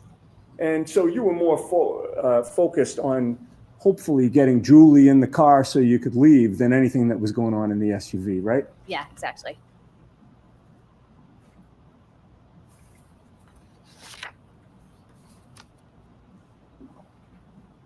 Then Julie came out, and it wasn't as simple as her just jumping in the vehicle and leaving, correct? Correct. There had to be a discussion, Right. right? And she came out to speak to the three of you for about 5 minutes or so, I'd say. like a back and forth about who's going where. Yeah. And when Ricky was pulling away, you looked over to the SUV and you saw that the interior light was lighting up the front compartment, correct? Correct. And it was then that you looked over and you saw a female in the driver's seat, correct? Yes. You did not see any person in the passenger seat, correct? Correct. And you certainly did not see a 6-foot-tall off-duty police officer in the SUV at any point on Fairview Road. Correct. Nothing further, thank you. Anything, Mr. Brennan? What else can you ask her?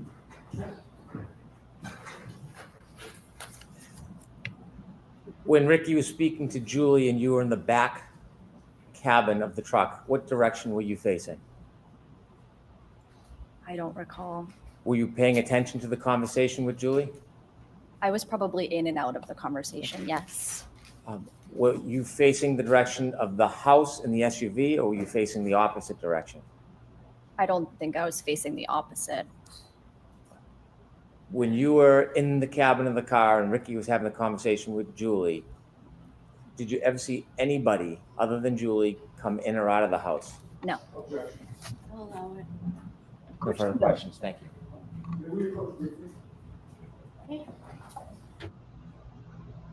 You're all set.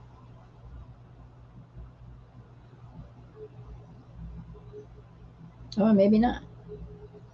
Sidebar. It's sidebar. Let's go to sidebar.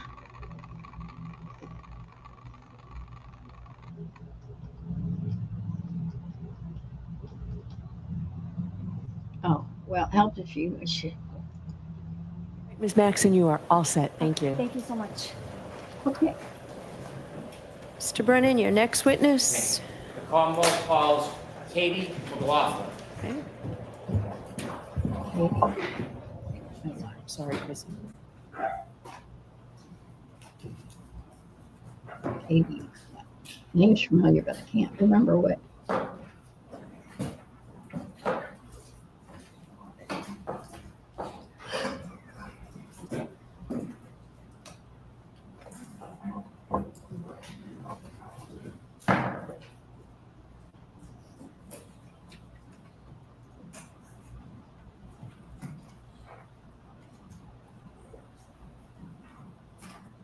Well,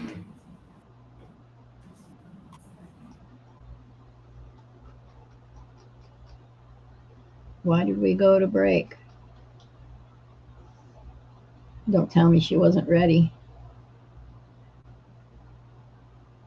Brennan, control your witnesses.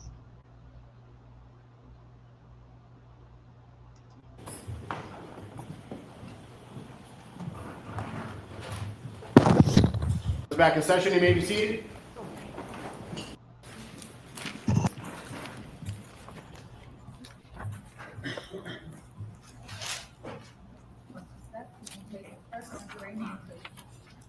You solemnly swear the evidence given to the court and jury in the case now and hearing to be the truth, the whole truth, and nothing but the truth, so help you God. I'm sorry.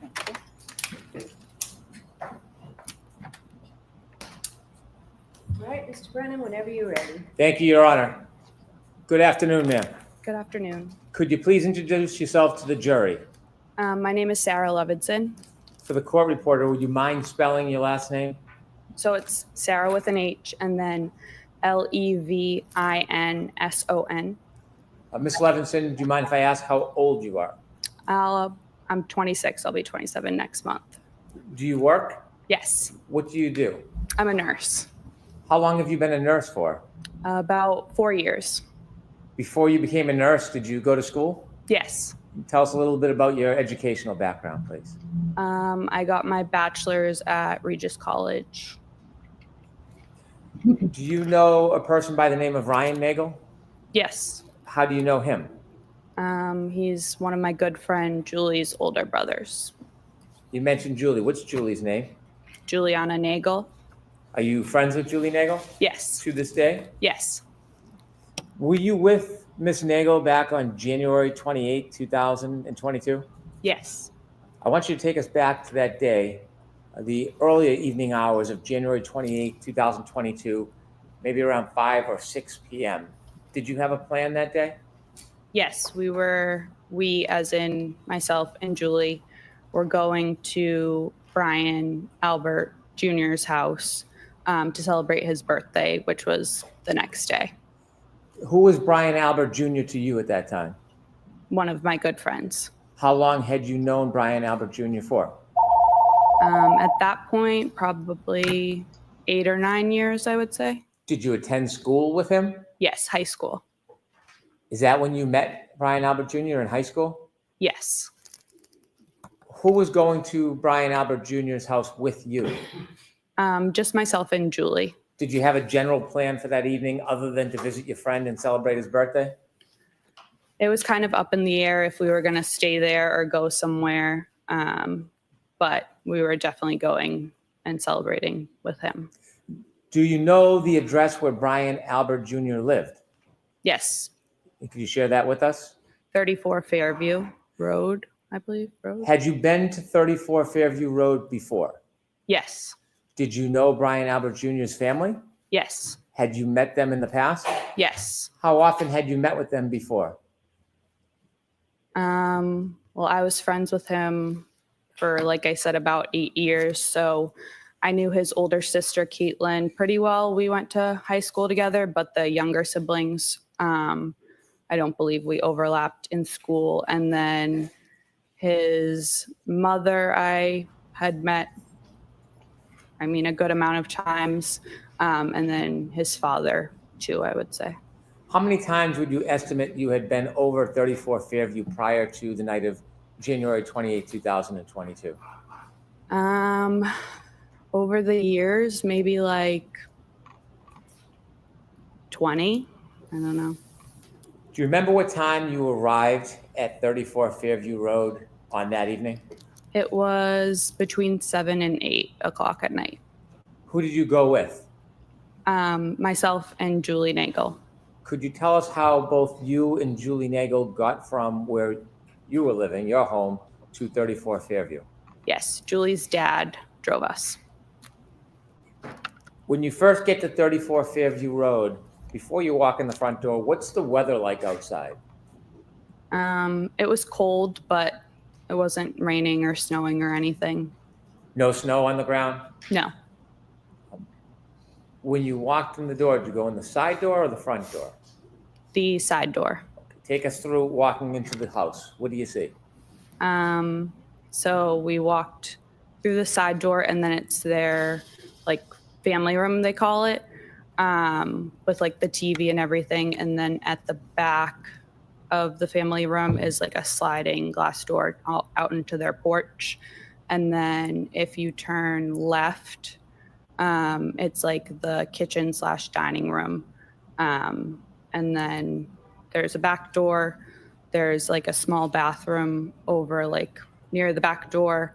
And then if you walk straight through, it's the front door, the stairs, the door to the basement. And then they called it like the library is like their formal living room. If you walked in the front door, would the stairs leading to the next floor upstairs be right in front of you? Yes. If you were going to go downstairs, would you walk around that staircase to the back side of it? I don't believe the back, but the side. Okay. You mentioned you walked in the side door near the garage. When you walk in the side door, you're in a living room, did you say? Yeah, their family room, they call it. Yeah. Can you walk into the garage from the family room, or do you need to go back outside to get into the garage? No, you would have to go back outside. So there's no door in that family room that leads directly to the garage? No. After you walked into the family room, did you stay there or did you go somewhere? We stayed there for a little bit, like 10, 15 minutes probably. Tell me who's in the house when you get there. It's Brian Jr., his mother, Nicole, his sister, Caitlin, and then his aunt, Julie. What do you do? I think we were just sitting on the couch, hanging out, waiting to see what the plan was, to see like when other people were going to show up. Did other people arrive or did people leave before other people arrived? Brian's mom, sister, and aunt left before anyone else arrived. Do you know generally around what time his aunt and mother and sister left? We got there, like I said, between 7 and 8, and they probably left within 20 minutes of us getting there. Okay. So I can't say for sure. When his sister and mother and aunt left, was there just a time when it was you, Julie, and Brian Albert Jr. alone? Yes. Were you doing anything other than watching TV? Were you eating, drinking? I don't think we were eating yet because we ordered later on food, but we might have been drinking. Tell us what happens over the course of the next couple hours. So at some point, probably between like 8 and 9, 4 other girls showed up. So Courtney Alba came by herself, and then Catherine Duty, Emily Fabiano, and Mary Kent all came together. Are those friends of Brian Jr.'s? Yes. Did you know who all of them were? Yes. Were you friendly with them? Some of them, yes. We were all friendly, but not friends. That makes sense. So what's the atmosphere like when the visitors come? Celebratory, light, joyful. It was fine. Were people drinking alcohol? Yes. And at some point, did you order food? Yes. And did anybody else come at that point? Any other friends or family? No. Did one of Brian Jr.'s cousins come at some point? Yes. Is that later? Yes. So over the course of the next couple hours, eating and drinking, anything significant happen? No. Any arguments, any tension, any problems? No. Was it a positive night? Yes. At some point, did anybody else come to the house? Later on, yes. Okay, about what time? Around midnight. So before midnight, it's a group of young people having a party? Yes. Any trouble? No. Did the friends of Brian Albert Jr., the 4 women, did they leave before midnight? Yes. What time did they leave? Between, I would say, 11 and 11:30. Did they arrive and leave as a group, or did they arrive and leave separately? The 3 girls that I mentioned that came together, Catherine, Emily, and Mary, all left together. And then Courtney left, I believe, before them separately. I want you to tell us generally where were you spending most of your time that night, the eating and the drinking and the party? In the kitchen/dining room area. Is there a table in the kitchen? Yes. Were you sitting at a seat at that table? At that point, we were more around the island, but later on, yes, I had a seat at the kitchen table. If you're in the kitchen seated at the table, can you see outside? Not really. If I looked through the windows above the sink of the kitchen, I guess I could if it was light out. And then the windows to the front of the house had a little half curtain, I don't know what it's called, thing on it. So I could see above that, but not. If you were to walk to the windows in the living room What area was it, did you say, the half Like window through? the dining room. If you were to walk to those windows, could you see outside? Yes. Would you be able to see the driveway, Yes. flagpole, Yes. street? Yes. The door, do you remember the front door, if it was solid or glass? They have like a storm door that's glass and then a solid regular door. If you opened up the solid door and looked, could you see through the glass door to the front yard? Yes. At any point, did you have a chance to look outside that night? No. If you're in the living room, the kitchen, can you see where the basement access is? Yes. Can you see the backyard door? Yes. You mentioned that the visitors, the young woman that came to see Brian Jr. left. After they left, did somebody else come to or arrive at Fairview? After they left, yes. And who was that? It was Brian's father. His name is also Brian. Mr. Higgins. Brian's mother came back, his sister Caitlin, and then his aunt Jennifer and his uncle Matt. If I can just step back just a little time before the adult group showed up. Yes. Did any other of Brian Jr.'s cousins come to Fairview? Yes. And who was that? Colin, but he showed up before the girls left. He showed up before the group of young women left. Yes. How long did you see him stay for? Probably half an hour, 45 minutes. Did you get a chance to speak to him? Yes. Did the mood change at all in the house? No. When the adults came to the house, do you know about what time that was? Around midnight. You mentioned that you saw Brian Albert. Is that Brian Albert Jr.'s father? Correct. And his mother's name? Nicole. You also mentioned a person by the name of Brian Higgins. Did you know him from before that night? No. Did you meet him that night? Yes. Are you now familiar with who he is and what he looks like from that night? Yes. There was somebody else you said, Brian Jr.'s aunt and uncle?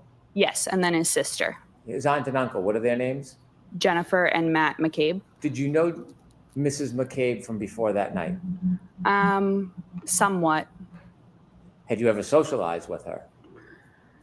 I don't believe so. I knew who she was. I don't know if she knew my name, but I think she knew I was Brian's friend. Had you seen her before? Yes. Was that in relation to spending time with Brian Jr.? Yes, I believe so. Had you ever seen her or spent time with her outside of Brian Jr.'s presence? No. How about her husband, Matt McCabe? Did you know No. who he was? I knew who he was, but I don't believe I had ever met him in person before, no.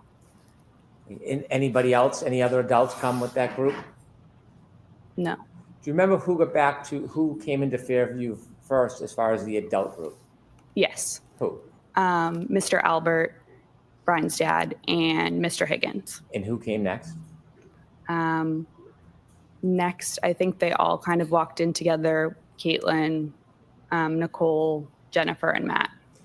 Other than you, Julie, and Brian Albert Jr., had the young group left at that point? Yes. After that group arrived, what happens? Tell us what's happening inside the house.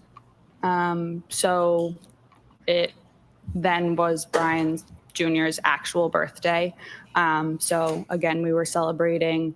Caitlin, his sister, was playing music on one of the speakers. And we were all pretty much sitting or standing around the kitchen table, talking, socializing. Do you remember what was being played for music?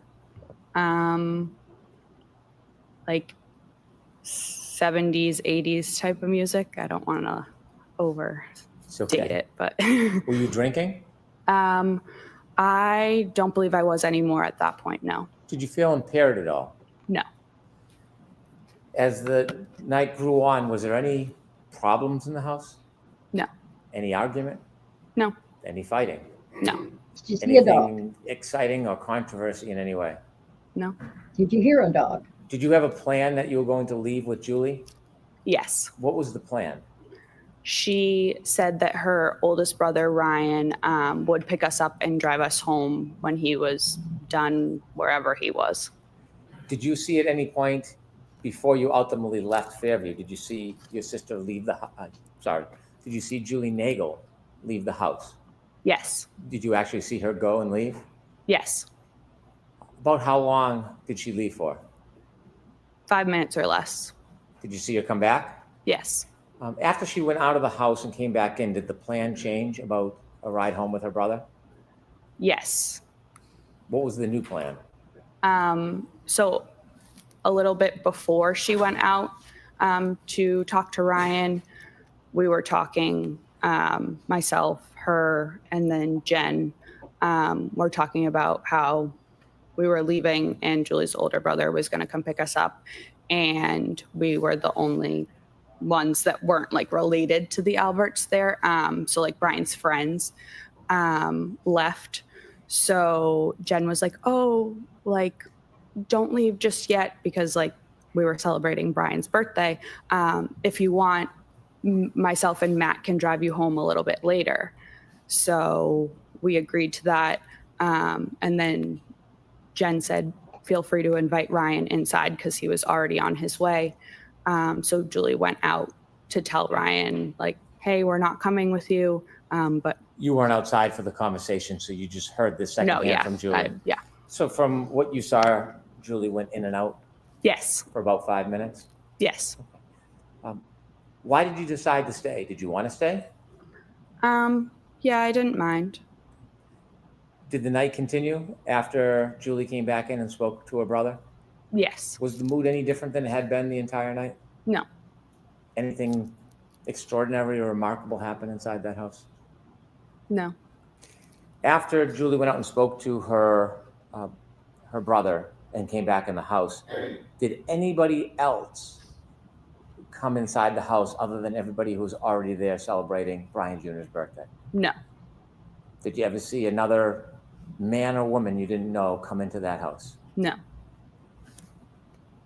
At some point, there was a decision that you would leave, I suppose? Yes. What time do you think you left generally?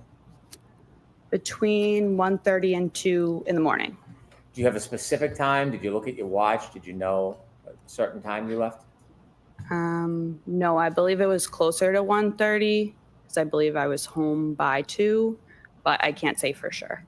When you left, tell us what the weather was like when you went outside. Was it the same as when you came in? No, it was snowing.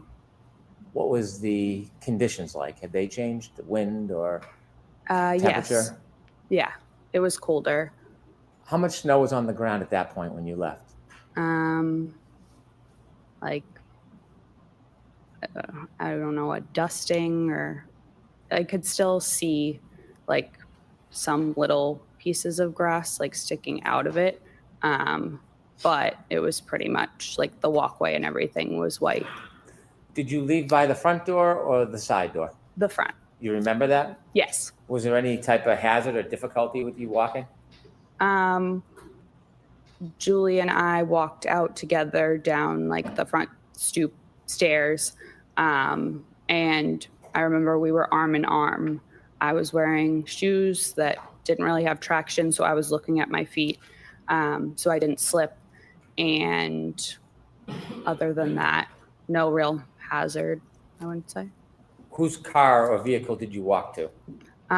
Jennifer and Matt's. Did you get in? Yes. What seat did you get in? The back seat behind the passenger. And where did Julie Nagel sit? The back seat behind the driver. Did the McCabe's get into the car? Yes. Who was driving? Matt. And then Jen was in the passenger seat. Front passenger? Yes. As you were leaving, was there any conversation or joking going on? Yes. So Matt actually forgot his jacket inside, so he went back in. And then I believe myself and or Julie turned around just kind of looking, and we saw a lone loaf of bread in the third row. So one of us said something to Jen about the loaf of bread, which she had gotten because of the storm. And I believe Jen was turned around looking at us and said something along the lines of, "Does anyone want a peanut butter and jelly?" Joking around. Do you remember that moment, having the conversation about the bread? Yes. It stands out. Yes. As you drove out of Fairview, you were in, the McCabe vehicle was in the driveway? Yes. Did it back out or go out forward? No, backed out. When it backed out and began to drive away, what side of the vehicle was closest to Fairview? You mean the house?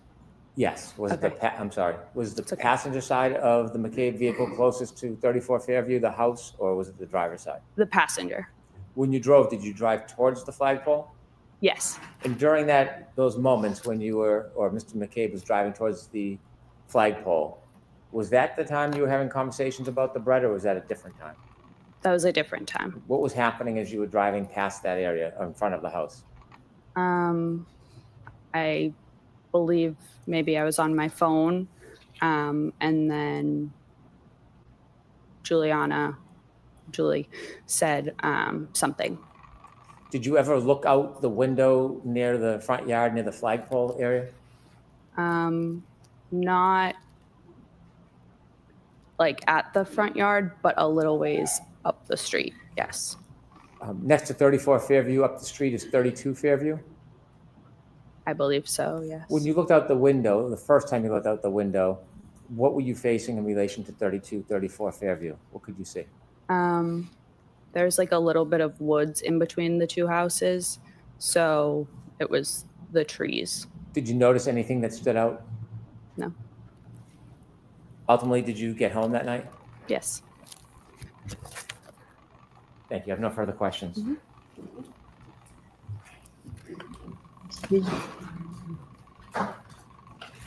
Baby.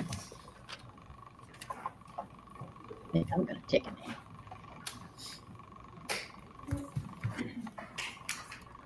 Big guy's napping already. Good morning, Ms. Levinson. Good morning. You've been longtime friends, as you've described, with Brian Albert Jr., going all the way back to high school. Yes. And that high school friendship has percolated into a friendship into adulthood. Yes. You obviously know much of the entire immediate family, Brian Albert Sr., his wife, Nicole Albert, correct? Yes. You know his uncle, Chris Albert. Yes. You're familiar with his wife, Julie Albert. Yes. Obviously, Brian Albert and his cousins, by the way, which cousins are they? Last names? Do I know? Right. There's the Alberts, and then there's the Galvins, the Reardons, and the McCabes. Okay. You indicated that you've been to the Albert home probably at 34 Fairview. That's the home I'm talking about. Yes. Probably you estimated at least 20 times, correct? Over the years, yes. Over the years. And you've known Brian Albert since high school. I mean, in the last 8, 10, 12 years, you've been to the house to and from. Yes.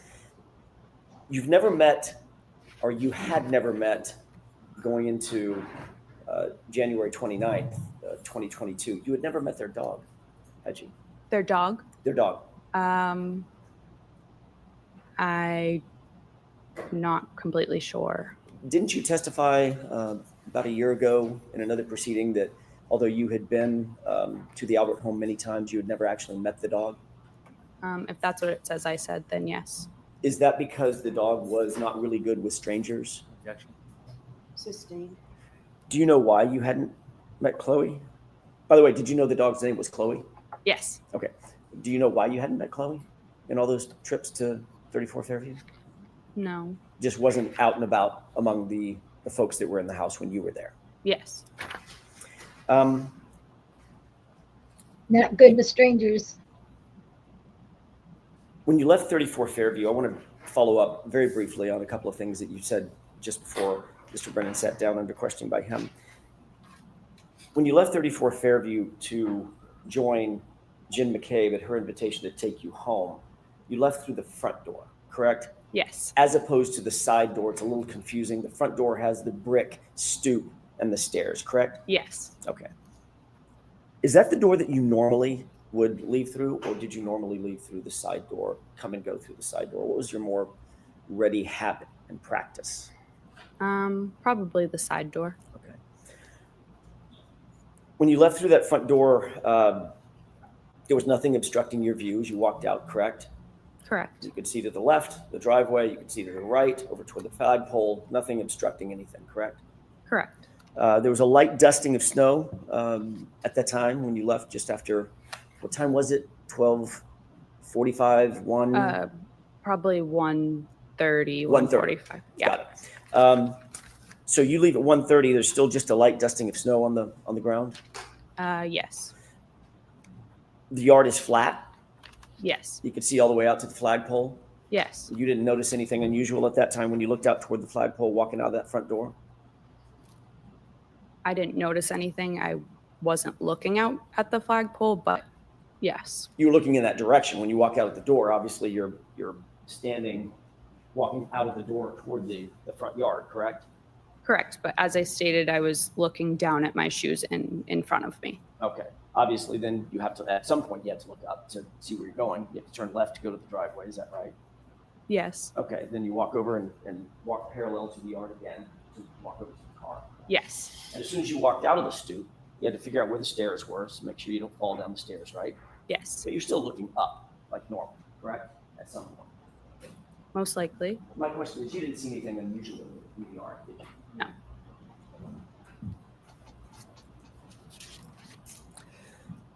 The front yard was at least relatively, I know it was dark out, Ms. Levinson, it was relatively lit by the interior windows as well as lights on the outside of the house? Yes.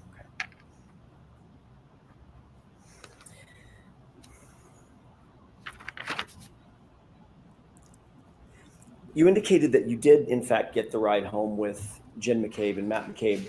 Who brought up giving you a ride home? Was it Jen?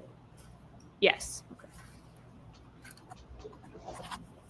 And she also mentioned it, did she mention it in your presence to Julie as well? About the ride home? About the ride home? Yes, in my presence. Okay. You said that Matt McCabe was driving, but before he got in the car, he realized he had forgotten his jacket and went back in, correct? Yes, I don't know if he had gotten in the car and then got out, or he just opened the door, but yes. He was at the car at least. Yes. So he had exited, by definition, he had to have exited, pardon me, the house through the front door as you did to go out to the car the first time? Yes. And then he got to the car, then realized he forgot his jacket, walked back toward the front door, went back in the main door? Correct, yes. And you saw that? Yes. Then once he retrieved or fetched his jacket, he then walked back out that same front door down the stoop, looking out over the lawn and then over to the car, correct? I didn't see him walk back out, but I mean, probably. I don't want to say yes for sure because I wasn't watching him at that point. Understood. No reason to believe that he would have used a different door. Correct, yeah. Okay.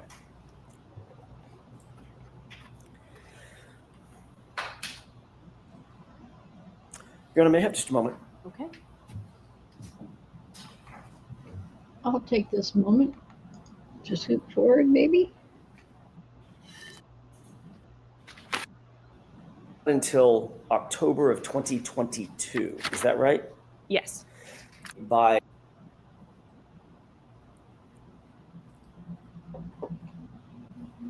You were contacted ultimately by law enforcement to provide an interview, correct?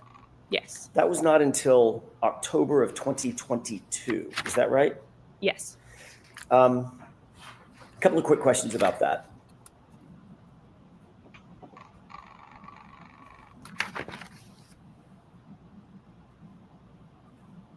Nobody contacted you on January 30th, the day after the incident that you left the house, correct?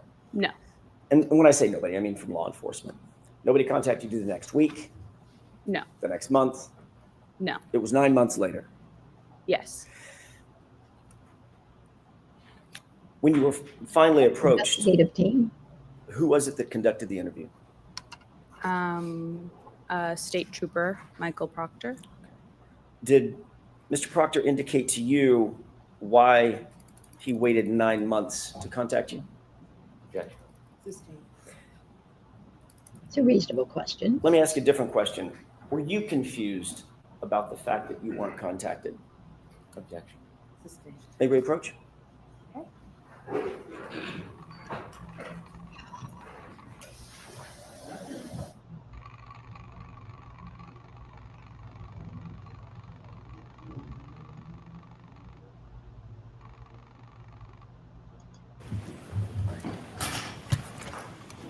May I, Your Honor? Yes. Thank you. When you were finally interviewed,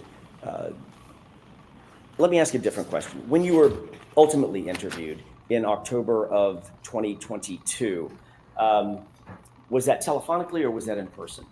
In person. Were you alone or was there anybody else with you? I was alone. You mean like besides the troopers? Besides the troopers? Yeah, I was alone. And had you prepared for that interview with any person or persons before that interview? No. Had you spoken to anybody, Julie or anybody else, about the potential for being interviewed? I believe Julie called me to tell me. If I may, don't tell me what was said. Did you speak with Julie before the interview? Yes or no? Yes. Okay. And one more question. Without telling me any of the words that were used, was the subject matter the interview? In other words, I'm not asking if you talked to Julie about going and getting the dry cleaning picked up or something like that. Did you talk about the subject of the interview with Julie before you were interviewed? Somewhat. Okay. That's all I have. Thank you. Anything, Mr. Brennan? Briefly. Can I have exhibit 3, please?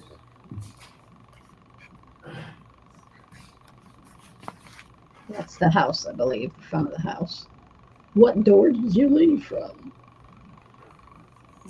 Do you see the windows on that house? Windows. Yes. Do you recognize that house as 34 Fairview? Yes. You were asked whether there was light coming out of the house illuminating. Remember that?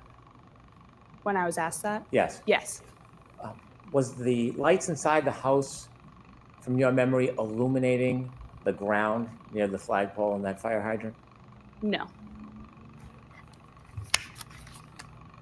When you came out of the house and went to the car, were you looking at or studying the flagpole area or the bushes or the fire hydrant in that area? No. Do you have any reason to be looking over there and studying anything? No. Thank you. I know. All right, Ms. Levinson, you are all set. Thank you. We're all set. Your next witness, please, Mr. Brennan. Thank you, Your Honor. The Commonwealth will call Katie McLaughlin. Now she's going to come.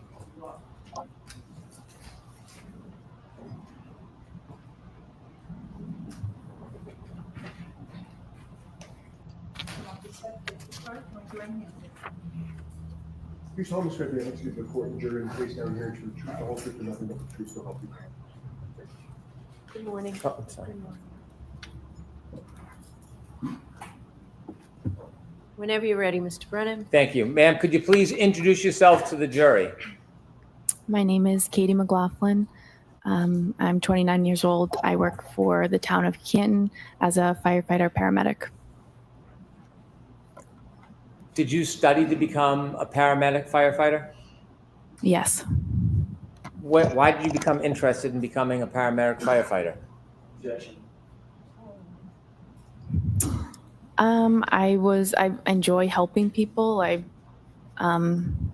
have some family members who work in the healthcare field, and I just always thought it was interesting, and I wanted to do something meaningful with my life.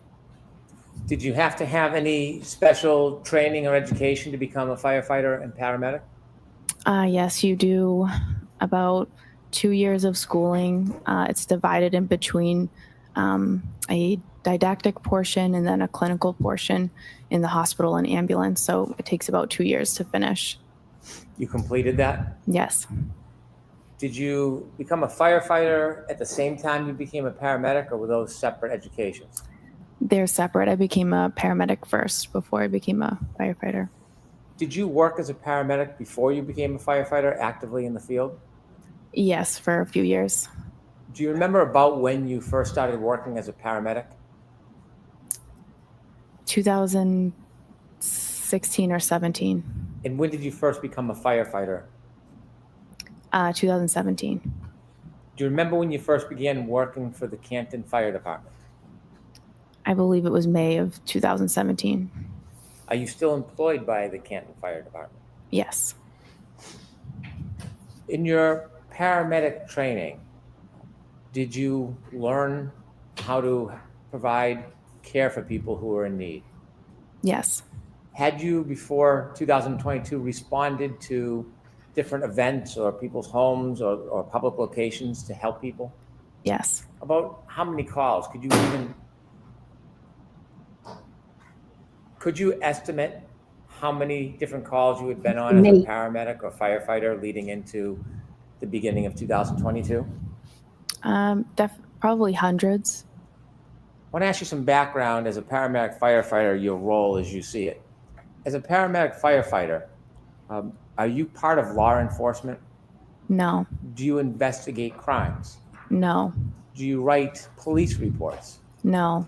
When you're going to a scene and using your skills to help somebody, are you interested in whether or not somebody was involved or responsible for an event? No. What is your focus when you go to a scene to help somebody? What's your priority? To help the patient, to save someone's life.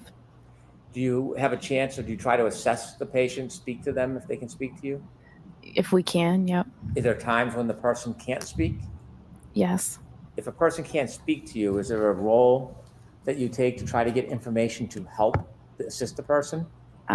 Yes, you would go to a bystander and you try to gather as much information as you can to help the patient. More information for us helps the patient in their treatment, and it helps the hospital when we bring them there. Is that responsibility or role separate and apart from police work? Yes. As a paramedic firefighter, are you involved in police work How at would all? she know? No. Sometimes when you go to a scene and you try to help. How would she know if she's not police what was appropriate for police? You're double speaking here, Brennan. Help somebody, you write a report? If you're in a particular role, you would write the report. So when you go and arrive at a scene, is it fair to say you don't always write a report? Correct. And the purpose of the report, is that to try to help law enforcement? No. What's the purpose of when someone would write a report as a firefighter paramedic? Depending on the call, there would be a report written by the officer on the call. That's just for logistics and dispatch information, what we responded to, and that's kind of simple. But the other report would be a medical report that the lead paramedic would write. Were you working on January 29th, 2022? Yes. Was that an assigned shift for you? Yes. Did you volunteer or ask to work specially that night, or was that already assigned? Ask it differently. Was that assignment already set before that night? Yes. When you get a shift assigned to you, is it night by night, week by week, month by month? It's just we rotate through. If you're on a group and you rotate through a schedule, it's set that you work 124, you have 1 day off, you work another 24, you have 5 off, and then the rotation begins again. So it's just a set schedule essentially, but it rotates through the weeks. Was January 29, 2022 part of your set schedule? Yes. When you have a set schedule, are you assigned a specific role in the department that might change from shift to shift? Yes. What was your specific role on January 29, 2022? For that shift, I was on the engine. I was the back step. So there's an engine driver, there's an engine lieutenant, and then there's one person in the back who's just a firefighter status. And we call that the back step. As the back step that night, did you have any specific or general responsibilities if there was a call? Generally, well, if it's a fire-related call, you deal with that. If it's a medical call, you're there to assist the paramedics that are on the ambulance, and you take directive from them, whatever they ask you to do or need you to do. You're just there to assist them so that they can best focus on the patient. When you arrive at the scene and you're on the back step, are you basically at the directive of the leader of the group? Yes. That morning, around a little after 6 in the morning on January 29, 2022, do you remember a call or a tone coming in? Yes. Do you remember what it was for? It was for a man down in the snow or a man unresponsive in the snow. Do you remember leaving the fire department that night? I do. Tell us as you're leaving what's happening. So I'm in the engine, the command car with the captain who runs the shift started to 34 Fairview Road first. The ambulance was in front of us, and then we were behind the ambulance.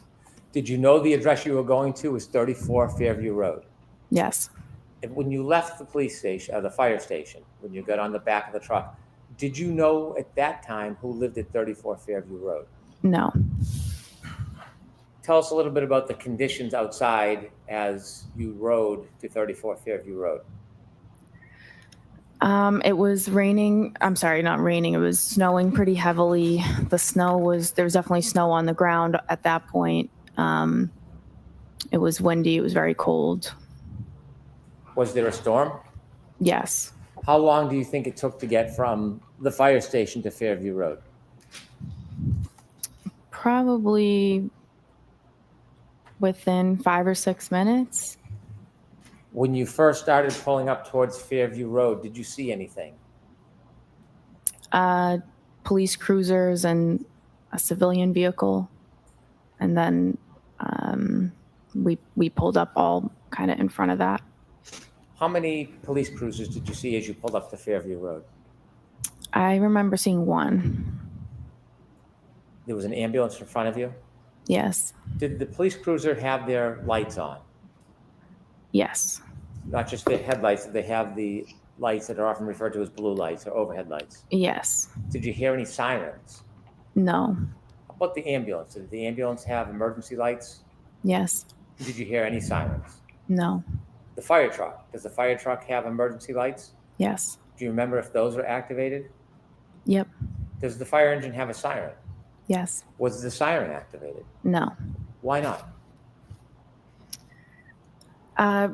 We only use the sirens to kind of clear cars out of the road.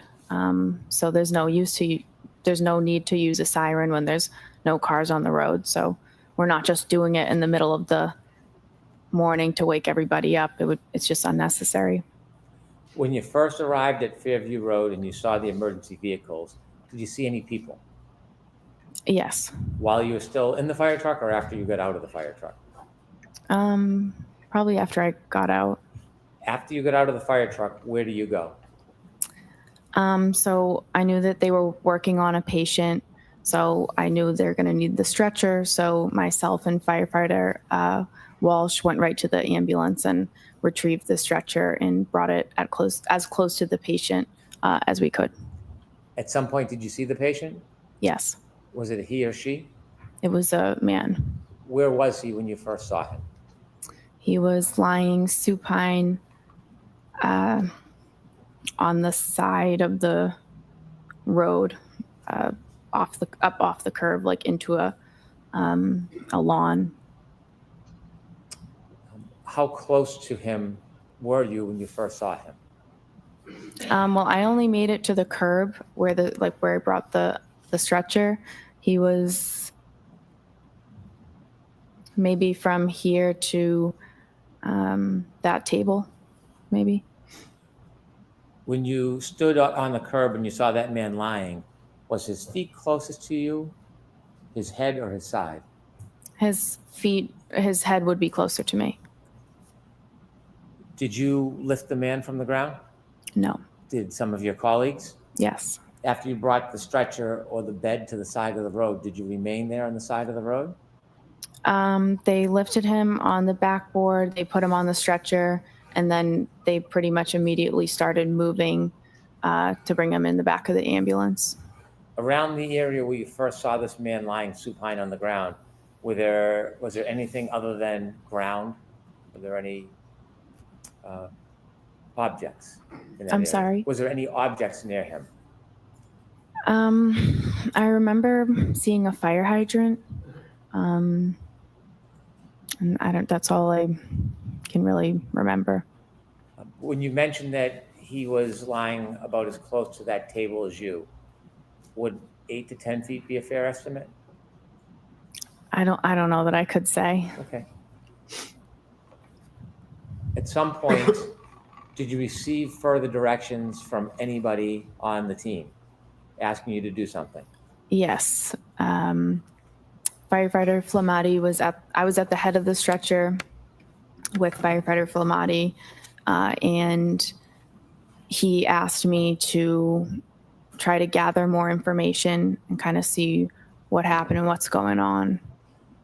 Did you have someone that you wanted to gather information from? Yes.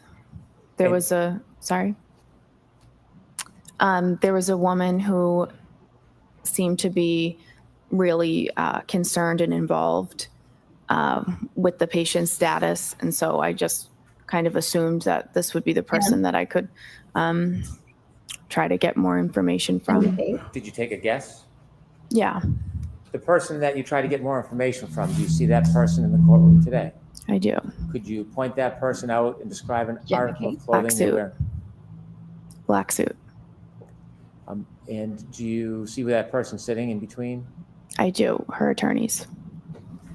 Oh, it was Karen. Did you approach that person? I did. Now, you mentioned you're not a police officer or a criminal investigator. What type of information are you hoping to get generally in these circumstances? Some basic demographic info. You can answer a lot of questions by just asking a few very simple ones.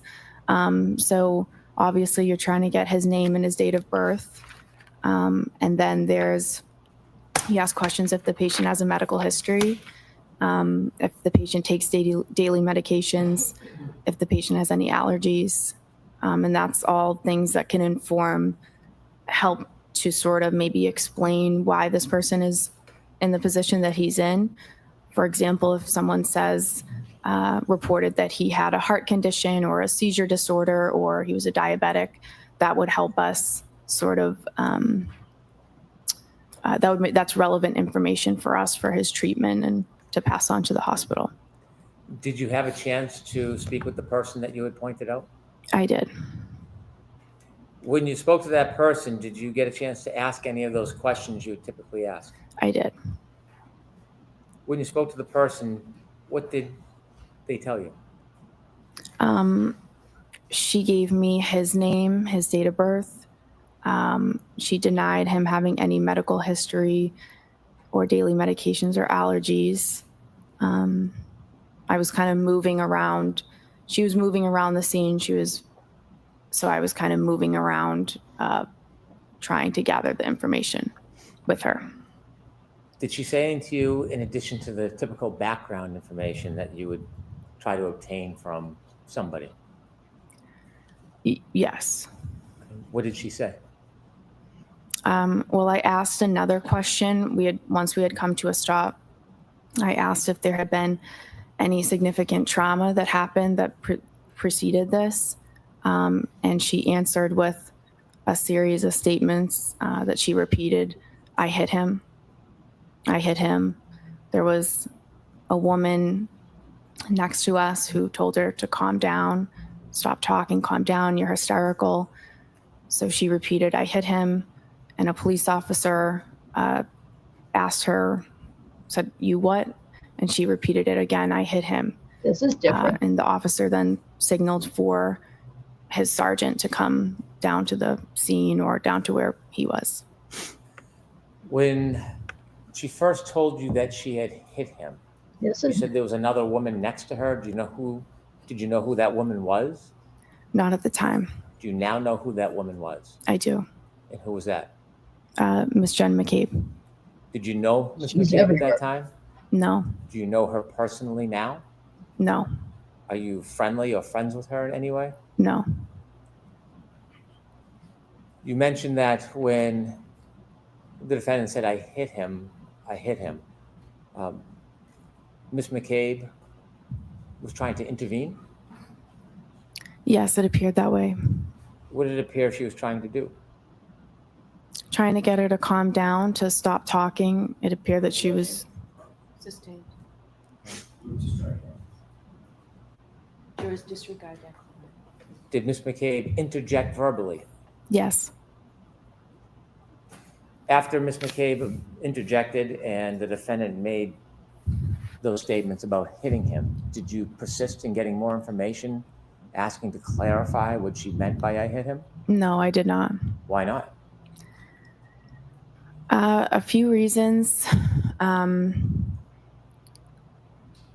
I felt at that point, given the situation and how disturbing, and it was a very emotional situation. The woman was very upset. I didn't feel comfortable pushing and asking for more. I just didn't think that it was the right time for that. And it was also really not my place at that point. And I feel like that was something that the police that's more their role.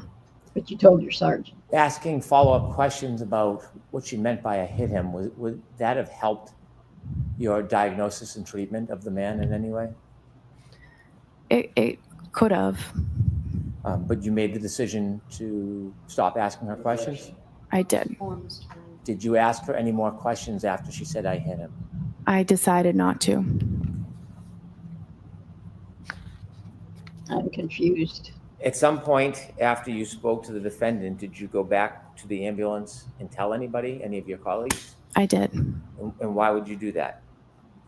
That's the whole point of me trying to get more information, is that I get the information and I bring it back to the people who are treating the patient.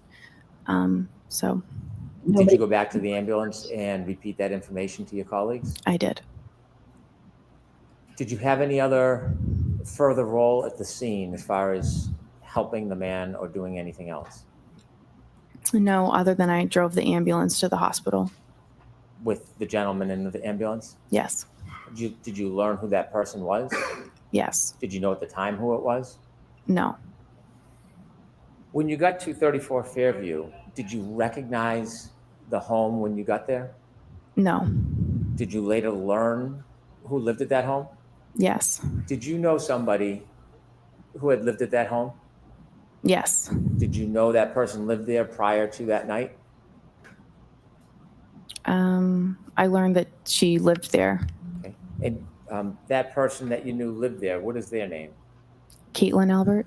How did you know Caitlin Albert? We went to high school together. We're in the same grade. We have mutual friends, and growing up, we had different friend groups, but those groups would often get together in bigger groups and hang out. I see her in group settings. I socialize with her occasionally.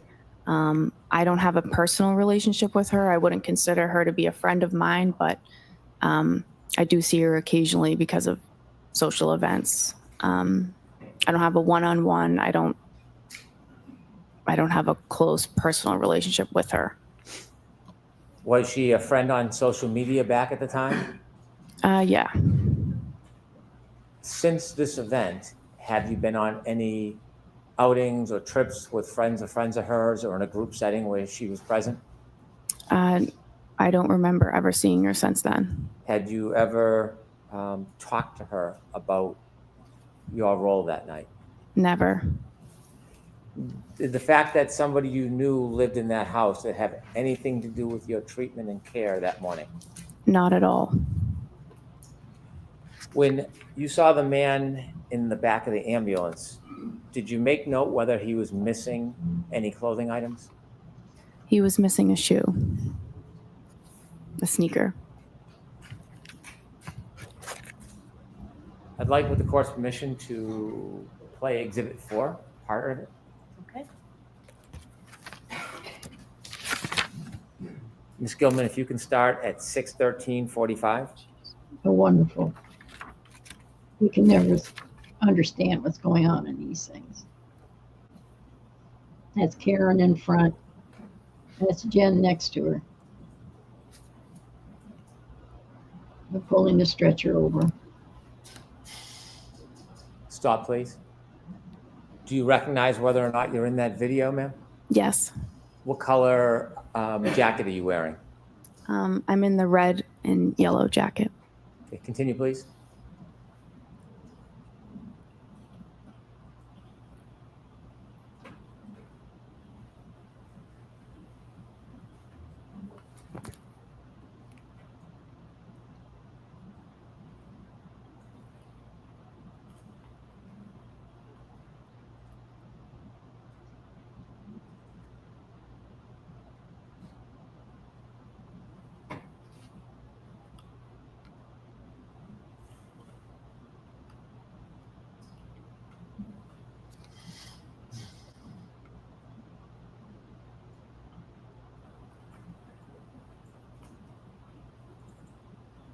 Stop, please. There are two yellow jackets, one on the left, one in the middle of the screen. Do you know which one is you? I'm now in the middle of the screen. Continue, please.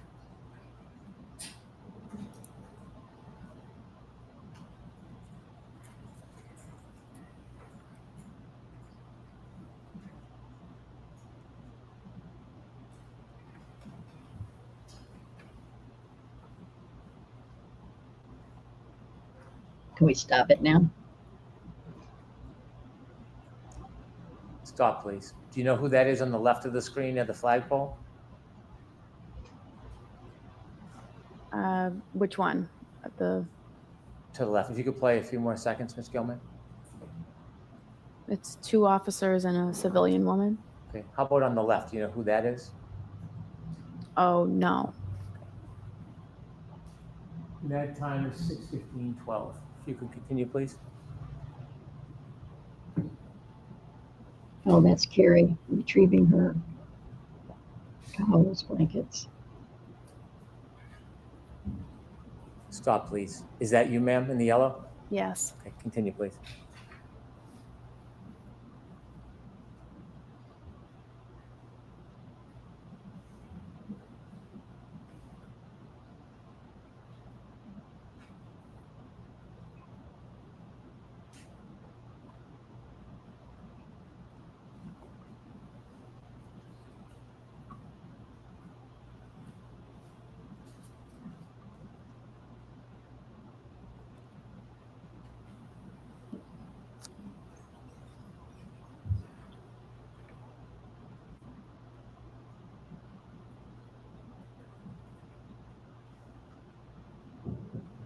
Stop, please.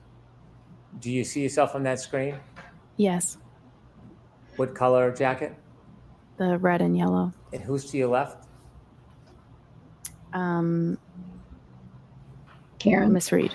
And across from you, with the blue or black jacket with the hood. Do you know who Jen. that is at this time? Miss McCabe. And you didn't know her at the time? No. You see the officer that's turned away from you? Yes. Do you know who he's speaking to? No. Do you know the exact moment that the defendant told you, I hit him, I hit him, I hit him? I think it was just prior to that. Continue.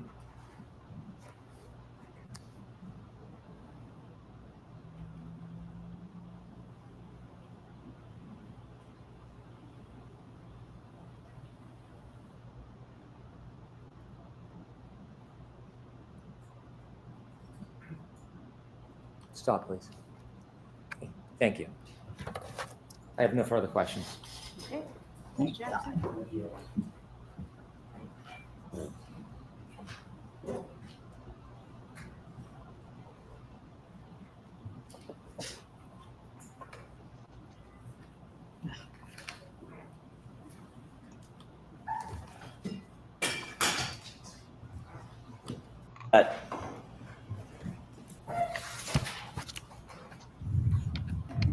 Good morning, Ms. McLaughlin. Good morning. you indicated that one of the things that is paramount to the life-saving effort or the medical assistance that you and your colleagues provide is to determine what the cause is of the injury, correct? To determine, just to gather as much information as we can about his history and like recent events that could have precipitated how we found the patient. What you said on direct examination was, quote, what happened and what's going on, end quote, correct? Yes. So for instance, the what happened, you want to find out and differentiate what happened. Is it a gunshot? Sure. When you're asking what happened, or trying to determine what happened, for instance, one of the things you're trying to do is differentiate between a gunshot and a knife wound, correct? Yes. Or poison, or ingestion of a poisonous substance, or a heart attack. Yeah, in this particular, this scenario, it's... Next question. Thank you. I'm asking about in general, when you're taking on information, trying to download information at a scene, you're trying to determine, as you said, quote, what happened, correct? Yeah. That's important to determine, correct?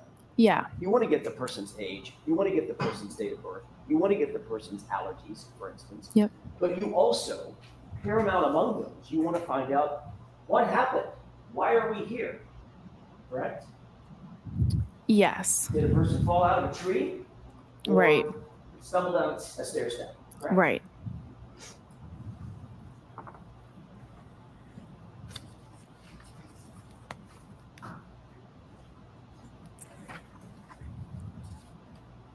In doing so, it's important to relay that information to others as well. You would agree with that, correct? Yes. That's the whole point, Ms. McLaughlin. You want to gather the information and then let others know exactly what happened, document that as best you possibly can so that the life-saving efforts or the medical assistance can continue for the patient, correct? Yeah, you have to share the information that you got with the people who are providing care. And one of the ways you do that is by writing it down, correct? No. Can I ask you, who did you speak with before your testimony today, in anticipation of your testimony today? I met with the DA's office a few times. Who at the DA's office? Mr. Brennan, a witness advocate, and there were different troopers there at different meetings. What did you and Mr. Brennan discuss at these? Well, let me ask you first of all, foundationally, how many meetings were there? 3. 3. When were they? One in maybe January was just a meeting. One a few weeks ago, we reviewed the testimony from the last proceeding. And then yesterday, briefly to say that I'm getting called and I'm going today, and if I had any questions. Let's talk about the one a couple of weeks ago. Where was that meeting held? At the DA's office. And you said you reviewed testimony with whom? I watched the testimony from the first trial. It was Mr. Brennan, myself, a witness advocate, and perhaps Trooper Tully. And at you that and Mr. point. Brennan went over your testimony at the last proceeding, correct? We just watched it. Okay. Yeah. There obviously were questions about that testimony once you finished watching it, I'm guessing, correct? I guess so. Discussed certain aspects of the testimony, is that right? Yeah.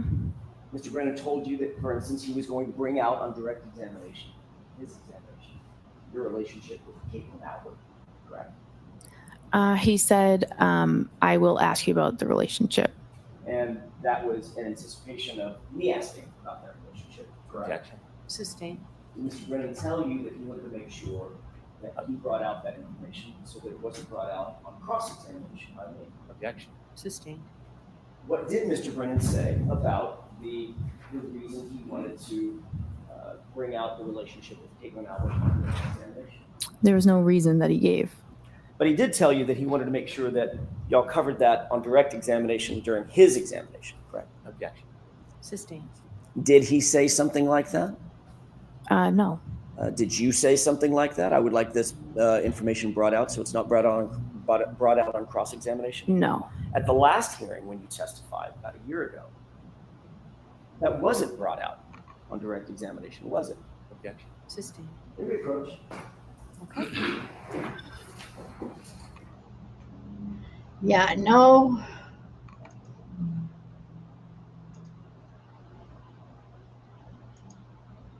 They afforded the defense the same amount of leeway that they give to you know who.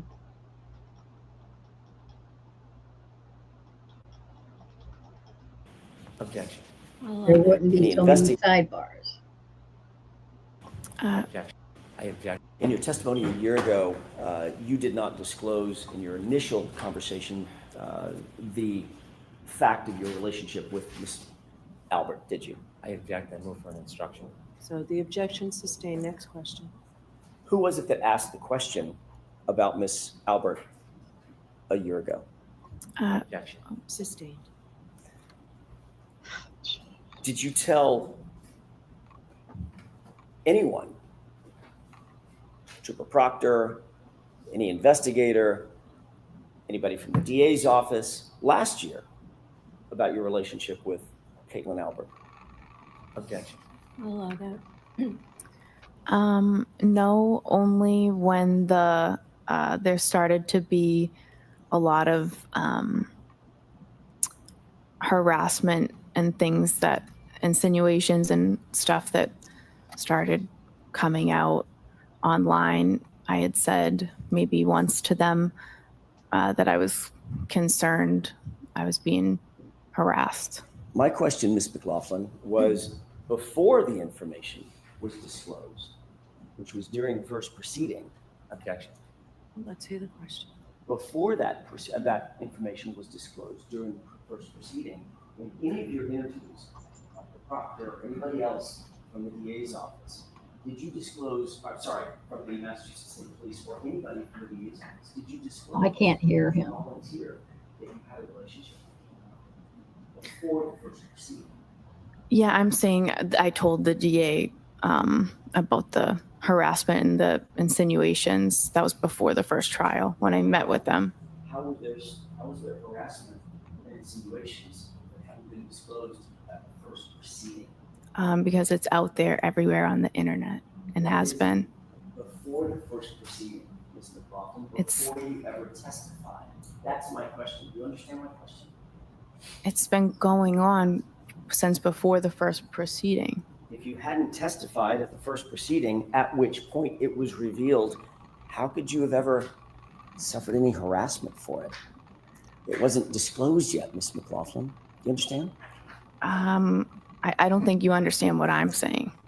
Who did you tell at the DA's office? The relationship that I had with Caitlin Albert had been out there. It had been published and proliferated on the internet.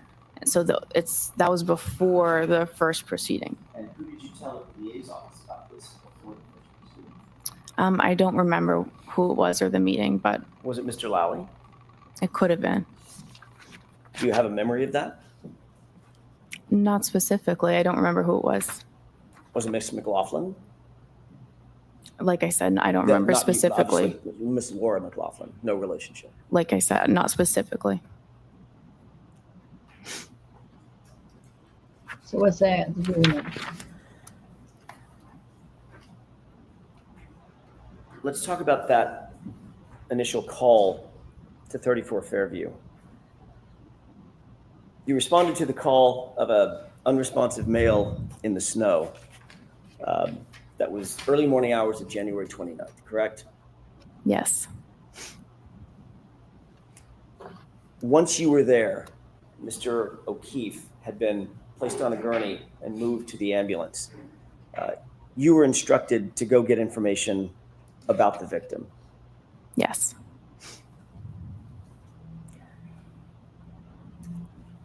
You've described in a video the basic scene where you claim that this statement was made by my client, correct? Yes. That was a situation in which you're standing there, Ms. Reed is standing there, Ms. McCabe is standing across from you.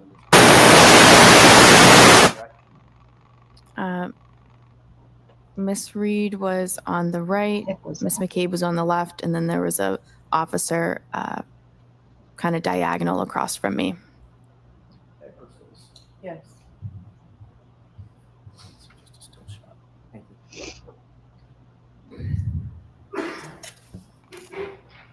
Mr. Buffalo, can you tell me if you recognize the still shot in that photograph? I recognize me in it, yes. And when is that approximately, does that approximate what you're describing as that time in which you're standing there, I'm guessing in the yellow jacket, Ms. Reed's to your right, Ms. McCabe's to your left, and there's an officer standing directly across from you? Yes. Is this On the time microphone, Jackson. that you indicate that that statement was made? Around this time. I'd like to have that marked as next in order, Your Honor. Any objection, Mr. Brennan? None, thank you. May I retrieve? Yeah. 50?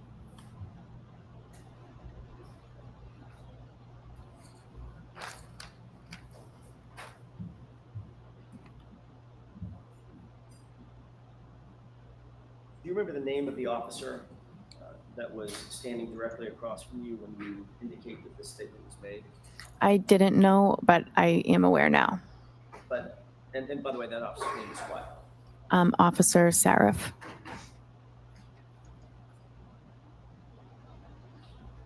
You were describing a situation in which you're standing there, Miss Reed is next to you, within earshot is a uniformed police officer, and she said, I hit him, correct? Correct. Then he said, what? Is that right? So it's, I hit him, Miss McCabe interjected, and then she said, I hit him, and then the officer said, you what? And then she said, I hit him, and he said, go get Goody down here. Okay, so is that 3 times or 4 times that you indicate she said I hit him? 4 times.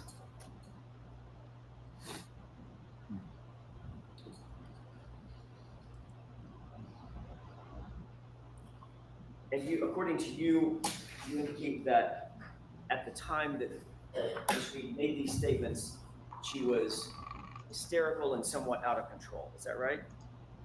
She was upset, I would say hysterical, yeah.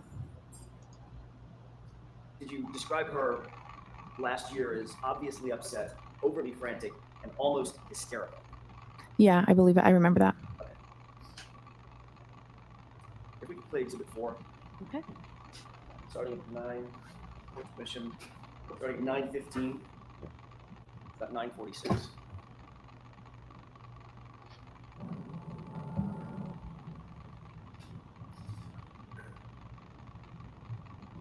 you stop it?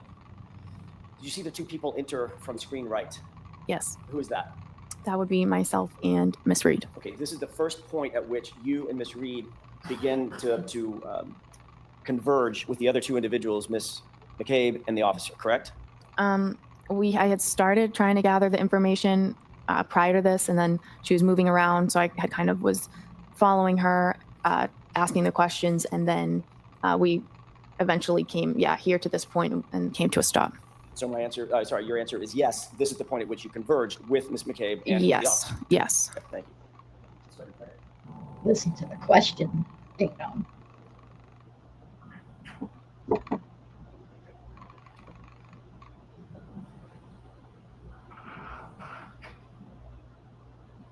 Pause it. You see yourself sort of in the foreground of the bright jacket, Yep. and Miss Reed's just on the other side of you, correct? Yes. Standing there. Yes. Okay.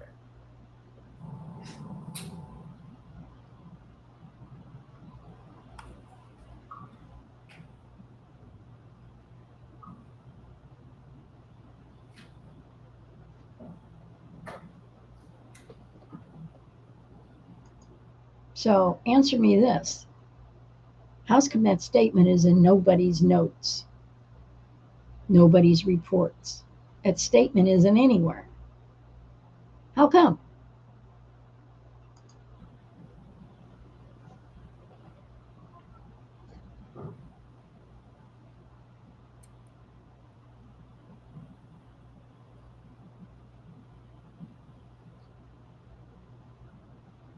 Somebody's trying to process everything and figure out what the hell happened.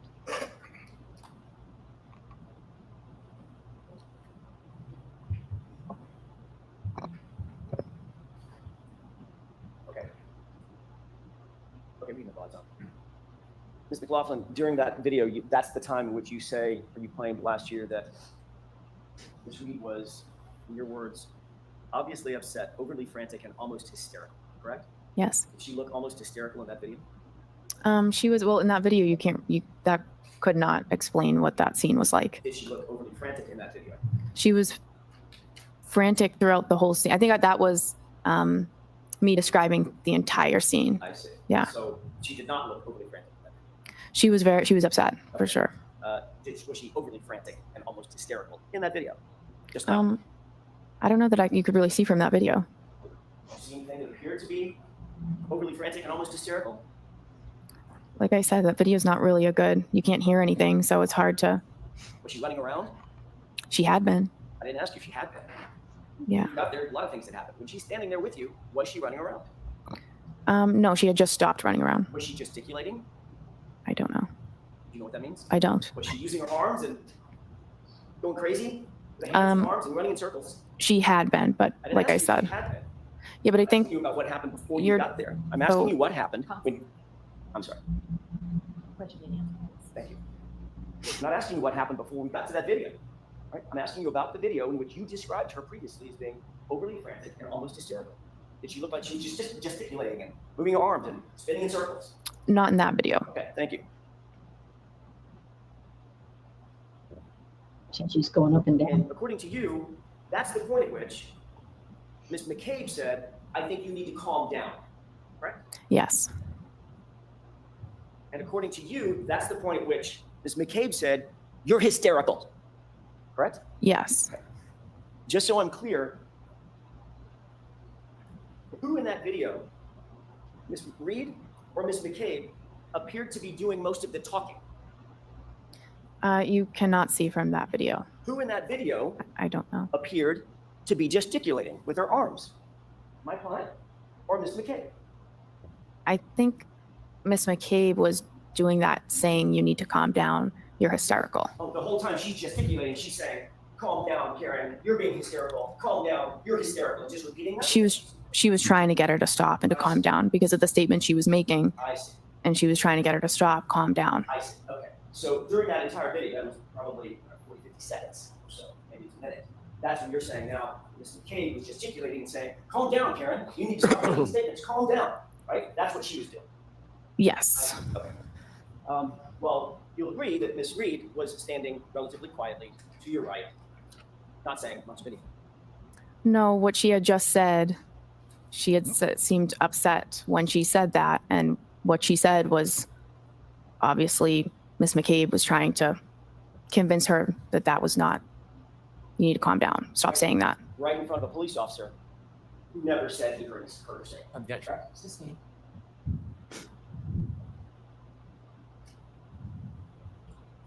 You were standing 18 inches, 2 feet from Officer Seraph, correct? I don't know exactly. Well, give me an idea. I mean, 2 feet, 3 feet, what? He was standing near me. And he was standing even closer to my client, wasn't he? Yes. At this moment, when you claim to have heard the "I hit him" repeated 4 times, where was Officer Flamati? I'm sorry, where's Firefighter Flamati and Firefighter Nuttall? In the ambulance. With the doors closed. Yes. In the ambulance, this is my ignorance, I'm assuming the engine was running. Yep. I'm assuming that there's some sort of heating system inside that ambulance to keep it nice and warm for patients. Yes. That was running as well. Mm-hmm. Yes. Yep. So that door closed. Those doors closed. How many feet away, by the way, from where we're looking? How many feet away? How many yards away? I don't know. We were fairly close to the ambulance. Further than you and I are from each other right now, or closer? I think closer. Okay. How about now? I'm not sure. The ambulance was behind us. I'm not sure how close we were. Right. At least a few yards. Sure. And those doors are pretty thick, secure metal doors that lock.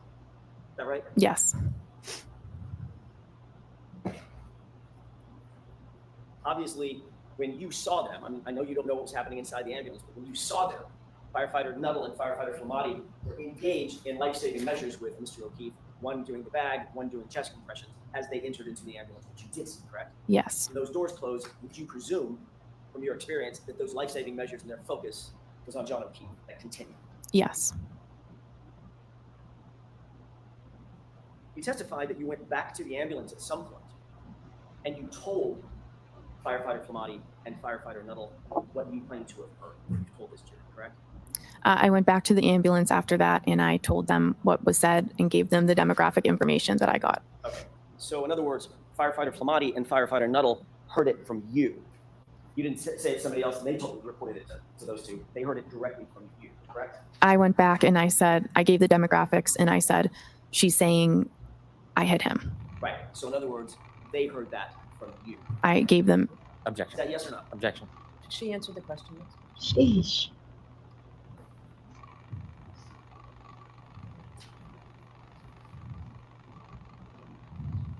I want to ask you a couple of questions about your relationship with Caitlin Albert. You were asked at a hearing about a year ago, in May last year, May 3rd, matter of fact, 2024, about that relationship. Do you remember what your answer was?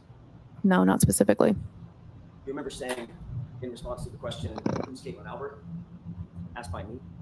I don't remember specifically what I said. Did you say, I went to high school with someone named Caitlin Albert? Have the page number and line, please. May 3rd transcript, 10-24, lines 2 and 3. Yeah, she tried to be obtuse about it. Did you say, I went to high school with someone named Caitlin Albert? I believe so. Refresh your recollection, take a look at your transcript. Sure. The insinuation being the Alberts have gotten to her. Make sure you say this. I have May 3. Okay, thank you. Brennan. Thank you. May I approach? Yes. No, no.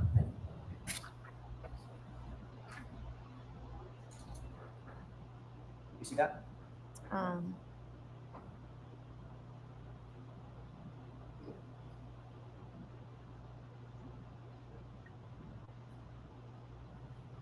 Yep. Yeah. Yes.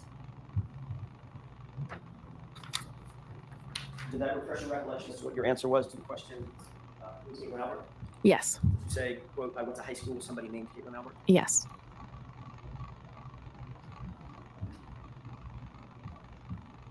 Tried to distance herself. Often that was not a full and accurate statement of your relationship with Caitlin Albert, correct? I object.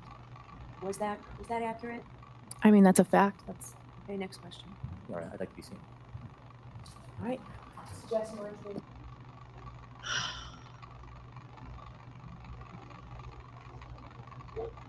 You know, I'm on the right screen, yes. You didn't say that we are in the same friend group. The open-ended question, who's Caitlin Albert? You didn't offer up in that first initial response. You didn't offer up. You didn't say we're friends, did you? We're not. You didn't say that we are in the same friend group, did you? No. You didn't say we've been friends since high school. No. You said I went to high school with someone named Caitlin Albert, correct? Yes. Almost as if you just saw her name in a yearbook. Correct? No, I don't agree with that. That's not true, is it? I mean, that wouldn't be true, correct? Because you did know Caitlin Albert. That is true. And you asked me if I knew her, and I said yes. And you asked me if I'm friends with her, and I said I wouldn't say friends. You wouldn't say friends. Right. Even as you sit here today, you would not say that you're friends with Caitlin Albert. No. You wouldn't say that you've been friends for years. We've known each other for years. That wasn't my question. We've known each other for years, but we are not close friends. We don't have a relationship, just her one-on-one. It's just group settings. You grew up in the same town together, correct? We did. Went to the same middle school together. Correct. Went to the same high school together. Yes. You socialized with her. Yes. You've taken day trips with her and others. Yes. You've taken beach trips with her and others. Yes. You've taken 4th of July weekend getaways with her and others. I don't remember that, but One of your best friends named Michaela actually lived with Caitlin Albert in college, didn't she? yes. You visited your best friend at that residence where she lived with Caitlin Albert on more than one occasion, didn't you? Yeah, occasionally I would go to visit the friends that I had there. You would even spend the night in the apartment, correct? Maybe a handful of times, yes. You've taken photographs with Caitlin Albert, correct? I'm in pictures with her, yes. You've been to baby showers with Caitlin Albert over the years. I have attended a baby shower with her, And yes. celebrations with her over the years. Correct? Yeah, we socialize, like I said, group settings, social events. I will see her.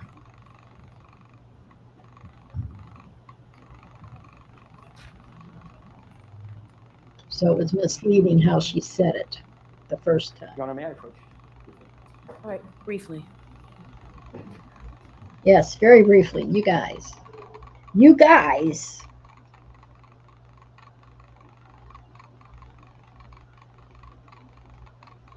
That's not brief.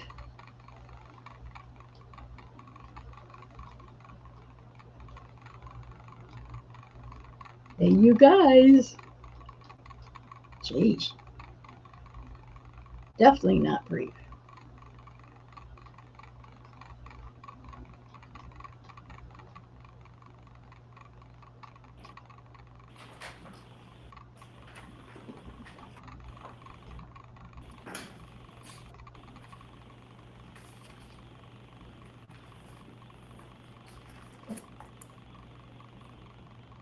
May I approach briefly? Yes.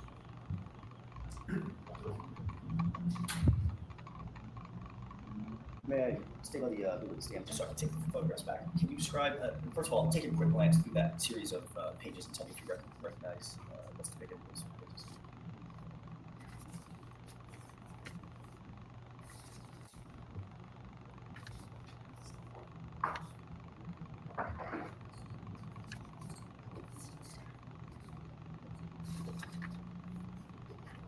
Yes.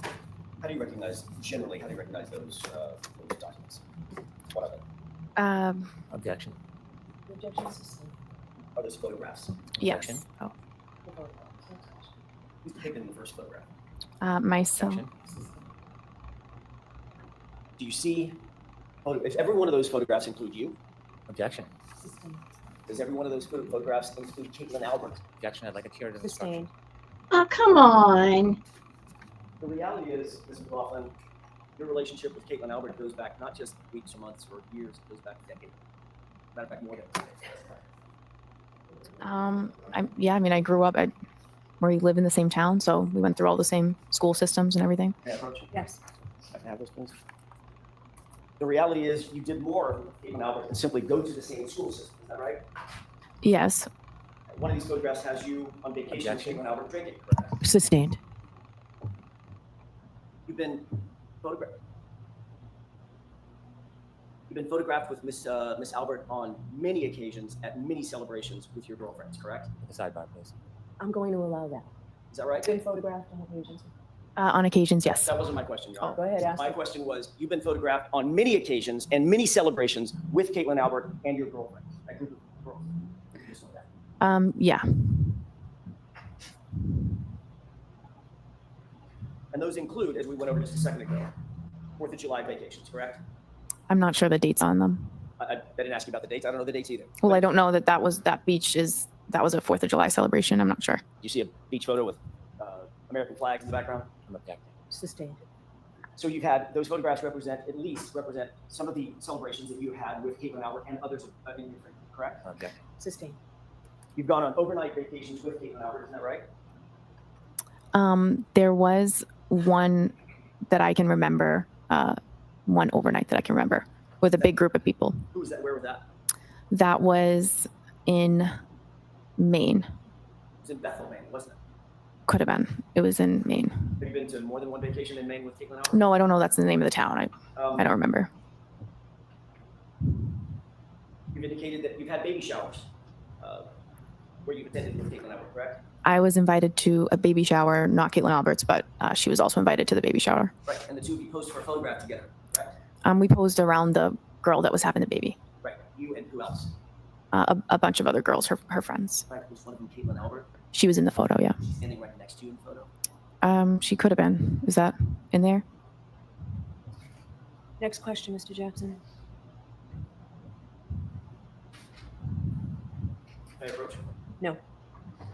Next question. You just looked at photographs of you. I just glanced through them. Objecting. Let's Sorry. hold line. The objection is sustained.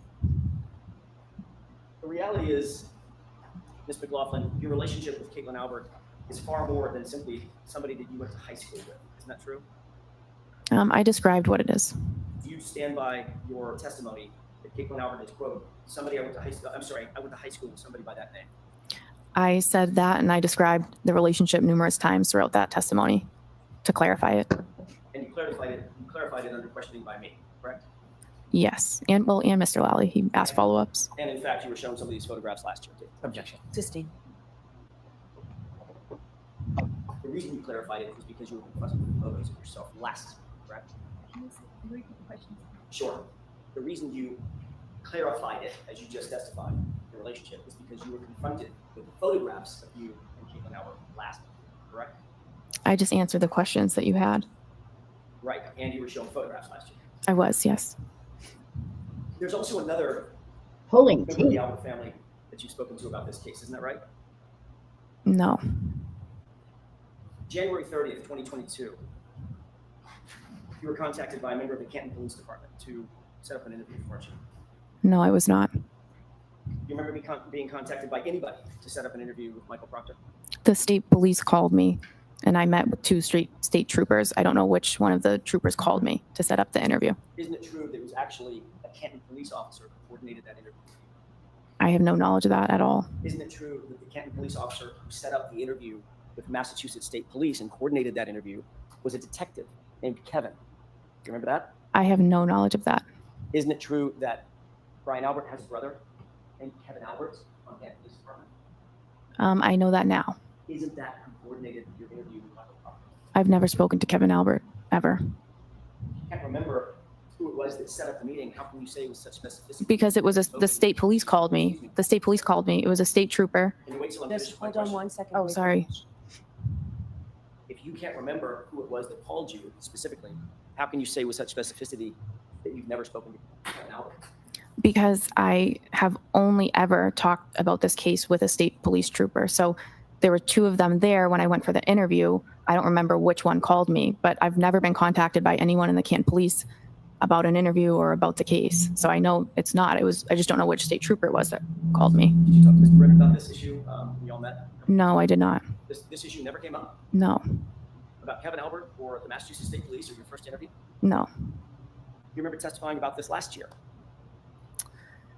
I remember you asking me about who coordinated the interview. And now as you sit here, you're saying it was absolutely 100% Massachusetts State Police that coordinated that interview. It was I only ever spoke to the state police about that interview. I wasn't contacted by anyone else to go in for that interview. Are you saying that you now have a specific memory of how that interview was set up? And that it was Massachusetts State Police?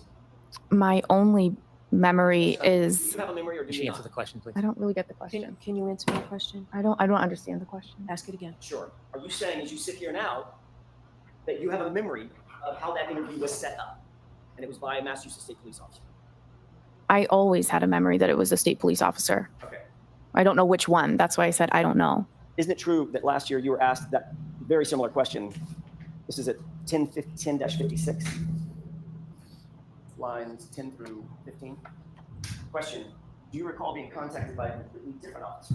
Say, hey, Trooper Proctor wants to talk to you. Come on to Canton PD. Wants to have an interview. Answer, I don't remember exactly how the interview was set up. Remember that? Right. So as you sit here, you now have a specific memory that that interview was set up by Massachusetts police officers. That's the only memory I have of it. And when I said I don't know, you said somebody other than Proctor, and I didn't know if you were referring to the other state trooper that was there, because I didn't remember specifically who called me to come in for the interview. But I've never spoken to anybody in the Canton Police about that interview or that setup. In fact, Kevin Albert is Brian Albert's brother. I'm aware of that now. You're aware that Kevin Albert is Caitlin Albert's uncle. I guess so. How many conversations did you have with anybody before you actually sat down with Michael Proctor? Either in anticipation of setting up the interview or otherwise? None. I think once I got the call, I just called my chief that they're asking me to come in. And that was that. And you got the call from whom? I don't know which state trooper called me. But as you sit here now, you're very specific in your memory, it was a state trooper. I only ever met with state troopers, and no one from the Canton Police ever contacted me about an interview. setting up an interview. During your interview with Michael Proctor, did you disclose to Trooper Proctor that you had a pre-existing relationship with any member of the Albert family? No. Did Michael Proctor disclose to you during that interview that he had any kind of relationship with the Albert family? Objection. System. I want to talk to you for a second about your role when you did, in fact, arrive at 34 Fairview, East Laughlin. How long had you been a firefighter paramedic at that time, January 29th, 2022? Probably about 5 years. You said that you responded to hundreds, you believe it's possibly hundreds of calls, is that right? Possibly. How many were homicides? Or potential homicides? None that I know of. So this would be the first one on January 29th, 2022, is that right? Yes. And obviously, if you had never responded to a homicide before, you certainly never responded to a homicide with a police officer, correct? Correct. And you indicated as much on direct examination that you were not and are not now a trained detective, is that right? Right. You never conducted any sort of a formal investigation, formal criminal investigation, had you? No. You hadn't been trained, you had no advanced training on how to preserve or interpret statements or memorialized statements for evidentiary purposes? No. Or for use in trial, things of that nature? Nope. In fact, your role that morning was just to provide medical assistance and pretty much nothing else, is that right?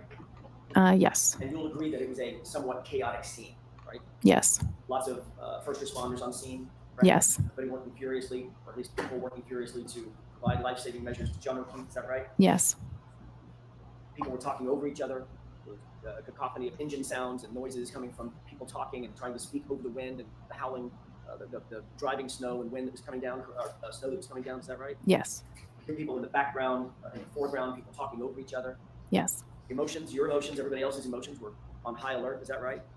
Yes. So you were trying to do your job under pretty intense pressure and in a very limited context, correct? Yes. You didn't have a tape recorder with you when you were asking my client any questions, did you? No, of course not. So audio recording of that conversation you claim took place between you and Ms. Reed, is that right? Not that I know of. And you've already indicated that you didn't even follow up with a single question when she responded in the way that you indicated she responded, correct? Yes. The words you claim you heard were, "I hit him," is that right? Correct. It's your experience that people under pressure, people under stress, because you go to high stress situations all the time as a firefighter paramedic, correct? Correct. People in those kind of situations speak in broken sentences or rhetorical questions, correct? Not uncommon. People react differently at different scenes. But you Yeah. certainly wouldn't say that that's uncommon. Oh my God, what happened? What happened? Things of that nature. No. Did you hear my client ask the question of confusion or a series of questions of confusion? Could I have hit him? Did I hit him? I did not hear that. You never heard her say anything close to, did I hit him or could I have hit him? I did not. Ms. McLaughlin, where are your notes regarding this statement? I don't have any. Where'd they go? It's not in the role that I was in. I'm not in a position to write a report on this type of call. It would be the lead paramedic or the officer on scene. So you didn't write anything down? You didn't have any opportunity to write? I didn't. You're just going by your memory? Yes. Play exhibit 4, starting at runtime 8:50. Okay.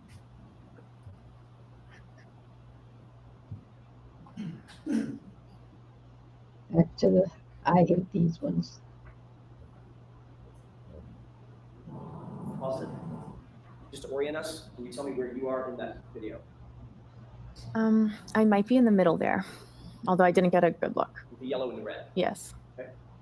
I'd like you to pay special attention, Mr. McLaughlin, to your right and your left hands as this video plays. Can we go ahead and play it? Pause it. What are you looking down at? Oh, I see what you're saying. Yeah, I would write like stuff on my glove. That's something I'll do as I'm getting the information. Was that your question about notes? So you were taking notes. That's just me jotting down the demographics. Let's keep playing.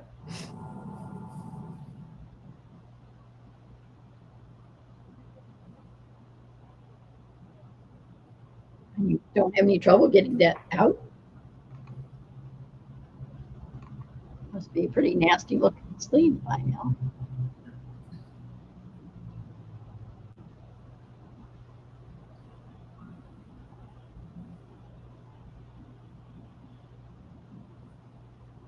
Yeah. Jen is more animated than Carrie. Carrie's standing here. I mean, Karen. Pause it. Is this still the part of the the interaction where my client is overly frantic and almost hysterical? That's the point where your client started to make the statements. Was she overly frantic and almost hysterical? She was distraught. Overly frantic and almost hysterical. We're using different words. I'm asking you about your words. Does this describe her as overly I think the overly frantic and hysterical, I was describing the entire scene. So you'll agree that she doesn't look overly frantic or hysterical? Again, hard to say from a video, but. And according to you, well, that's actually, Mr. McLaughlin, it's easiest to say from a video, isn't it? It's a video. Yeah, I mean, she's she's not totally in view, and I mean, she wasn't standing there calmly, I guess. Right, she was hysterical too. She was upset. She was very upset. Hysterical? I might say hysterical. She was extremely upset. Okay, and this is the point which Ms. McCabe is saying, calm down, you're being hysterical. Yeah. Okay, let's go ahead and play it.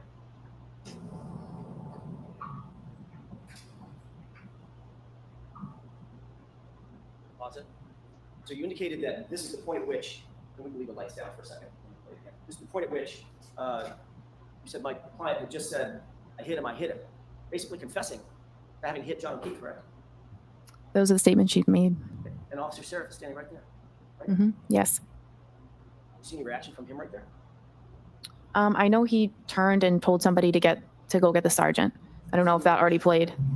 I'm sorry? Do you see any reaction from him? He responded, "You what?" And she repeated it again, and then he told someone to get the sergeant. I know that's what your statement is. I know that's your testimony. I'm asking about the video. Do you see him reacting right here? You'd have to play it again. I wasn't looking at that part. Do you see him handcuff my client? Oh, no. You see him call anybody over to handcuff my client? He turned to signal to get Goody down here is what. So they handcuffed her? No. They didn't handcuff her. No. Even though she just confessed in front of a police officer, according to you. That's what she said. I hit him. It's my fault. I did it. That's a confession, correct? She said, I hit him. And Officer Seraph just stands there and my client walks away, correct? You'd have to talk to Officer Seraph about that. Oh, we have. You should. Okay, so let's move on. Mr. Jackson, I'm not rushing you, but how much longer do you think you'll be? Not long. Okay, so, I can wrap it in a couple minutes. okay. Toward the end of this video. Are you playing it again or should we put the lights on? If we can play it. Okay. Continue.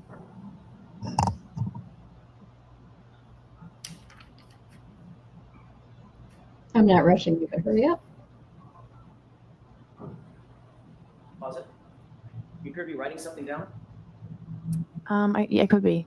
and according to you, you're writing on your glove. Yes. Okay. What kind of glove? Just a regular latex glove that we use on the ambulance. You didn't have a notepad? I probably did. Sometimes it's easier to just write it down on your glove. Right. You write, I hit him. No, I did not. Go ahead and play it.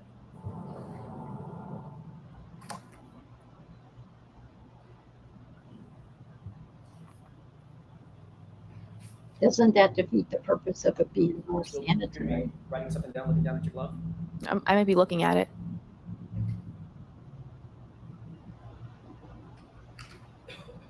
See her? See her?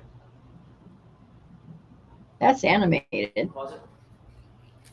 Is this also an example of my client being overly hysterical and frantic? Oh, I wasn't paying attention to her. You can have it lights up. She's doing this. What's going on? I don't understand. I do it. Whatever it was that you were talking to Miss Reed about, it was important enough that you had a pen out. You were writing things down, correct? Well, I was still finishing writing down some of the other. Yes or no? It was important enough. Yeah. You write things down. Yes or no? Yes, I wrote down some of the things that were said. Some of the things that were important, correct? Yes. For instance, you write down John O'Keefe. That's his name, right? Right. You might write down a circle with a slash through it. Allergies. No allergies, right? Right. You might write down 46, his age. Right. You might write down how he was injured, hit by a car, correct? I did not know that was. Well, I didn't know what those statements meant. You might write down 3 little syllables. It was just told to you.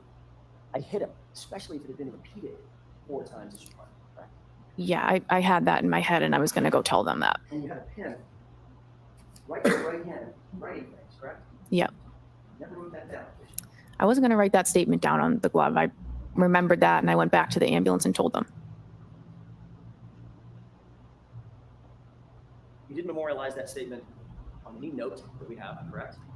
No. You didn't memorialize that statement on any glove that you were wearing, correct? No. Whatever you wrote down on that glove, where is that now? Yeah, I don't have it, obviously. I don't know how obvious it is. What'd you do with it? You just scratch everything out and you throw out the glove. Just threw it away. Mm-hmm. Is that right? Mm-hmm. Is Yes. that yes? Yes. So we don't know what was actually on or not on that glove, do we? I didn't write those words down on that glove. As we stand here, we don't know what was or wasn't on that glove. Name, date of birth, no meds, no history, no allergies. And then I wasn't writing that statement down on the glove.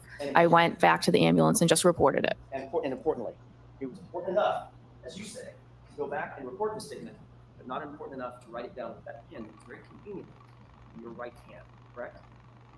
It's not about importance. I was relaying that information to the ambulance verbally. I didn't need to write it down. And you, in fact, didn't write it down, did you? No, I didn't make a report about it. And you're also aware that not a single police officer out at the scene wrote that down. Objection. Sustained. But it's true. It's not in any report. Mr. Brennan, can you do a redirect in 5 minutes? I can. Okay.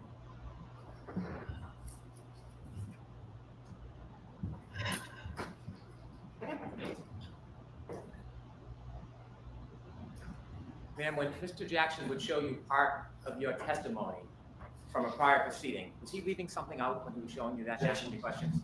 Sustained. When he asked you about whether you knew Caitlin Albert, and you said you went to high school with her, did you immediately then answer questions describing that relationship? Correct. Watch the phone. You asked immediately other questions about the relationship? I explained the relationship over and over again throughout the testimony. In fact, you described the relationship over 20 times, didn't you? I'm sure it was that many. You didn't simply just say, somebody named Kate. I went to high school with somebody named Caitlin Albert. You didn't leave it at that, did you? No, I didn't. You remember saying, I would say more acquaintances, not close friends? Right. You remember immediately saying after that, I would say we had mutual friends. We might see each other occasionally because of mutual friends, but we don't have a one-on-one friendship or hang out regularly. Right. Objection. I'm going to allow. You remember many more statements after that initial answer where you described the relationship. Yes. Similarly, you were asked about a meeting with the state troopers, Yes. and the attorney asked you a question about your memory or suggesting that Mr. Albert set up the meeting. Remember those questions? Yes. You were asked questions just like that before at the last hearing, weren't you? Yes. Remember being asked about who set up the meeting and you saying that you didn't recall? Yes. And then you remember being asked about whether a completely different officer set up the meeting and you said, I don't remember exactly how it was set up? Yes. Followed by, so that was my next question. You may have told me this. Do you have any recollection who set that interview up and you said you didn't? Right. And you were specifically asked, does the name Kevin Albert sound familiar? Objection. Do you remember saying no? The objection is sustained. Do you remember when you were asked at the last hearing, does the name Kevin Albert sound familiar? Do you remember what you told Attorney Jackson? I told him no. And then you were then asked, do you know Kevin Albert? Do you remember your response? I said no. When you were there trying to help the gentleman that was on the ground, did you know this would become a homicide investigation? No. Did anybody tell you this was a homicide? No. In fact, when you spoke, or the defendant spoke to you, you were simply trying to get background information to help him through a case. When she told you, I hit him, did she say that she hit him with something? No. Did you know whether it was with a fist or a foot No. or a Lexus? No. You mentioned this was not part of your role to investigate. Why didn't you persist? Why didn't you follow up and ask more questions about that statement? What about the situation and the dynamics caused you not to ask questions? Sustained is denied. Why didn't you persist in getting more information from the defendant when she said, I hit him, I felt bad for her at the time. It was a very disturbing scene and I did not want to push further down that road. It's not my job and I didn't feel comfortable doing it. Can you write those statements down on your glove? No. Then how do you remember she made those statements? I won't ever forget those statements. I have no further questions. Anything, Mr. Jackson? Very briefly, that was a disturbing scene, you said, correct? Yes. An emotional scene. Yes. Right? Yes. It was upsetting. Yes. Yes. For a lot of reasons, right? Yes. And that's when things start getting missed. When emotion starts playing a role, correct? That's when details start getting missed. I guess it depends on the situation. Right, but this was a disturbing, emotional, upsetting scene even for you, correct? I felt that for a civilian to see it, it was very disturbing for them. Probably wasn't great for you either, was it? It's not. Yeah. And your testimony is you never heard my client say, could I hit him? Did I hit him? Correct? You never heard that. I didn't hear those questions. No. What you heard was, I hit him. Is that right? I heard him. I hit him repeatedly. And changing gears for a quick second, I'm almost finished, John.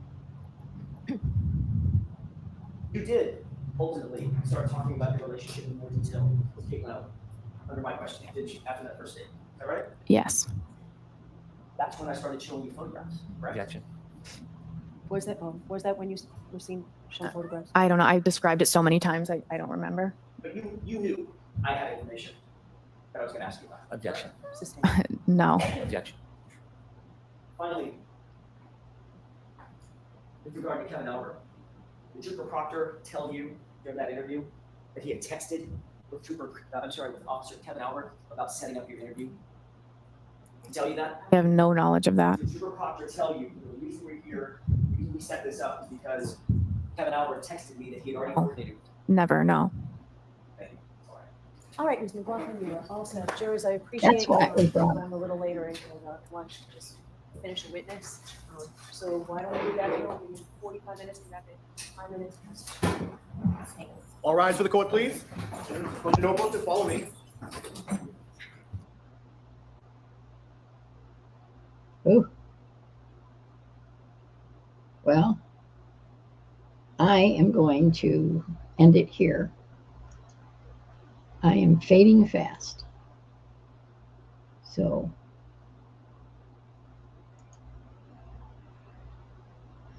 Doggy's been fantastic. I'm surprised.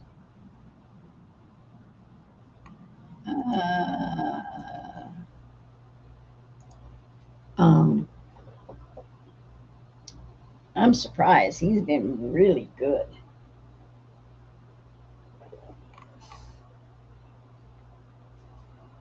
So I got to give kudos when it's earned. So I'll let him out so he can stretch his legs and stuff. And I need something to eat.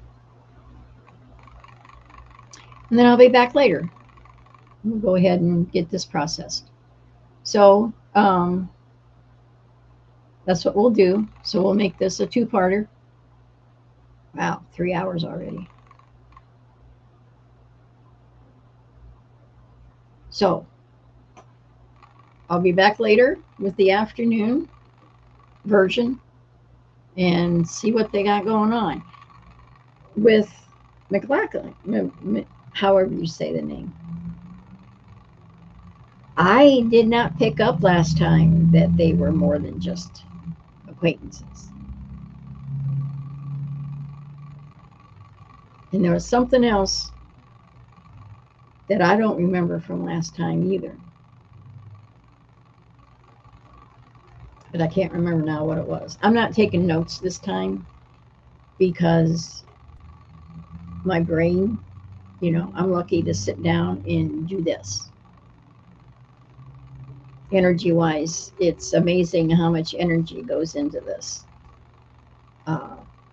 So anyway, there were some interesting things that came up out of those discussions. I actually enjoyed Nagel, the brother who wasn't driving, and his girlfriend. And I think that while the sister was standing there talking to the brother and the focus was here, that may have been when John took his little trip, never to be seen again. I think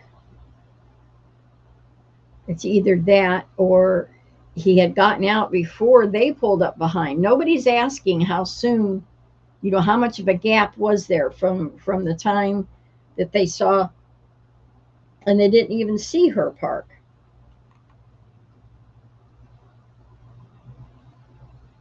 They're not being specific about that whole thing. When her SUV arrived and when his truck, when that truck arrived, how much of a time gap was there?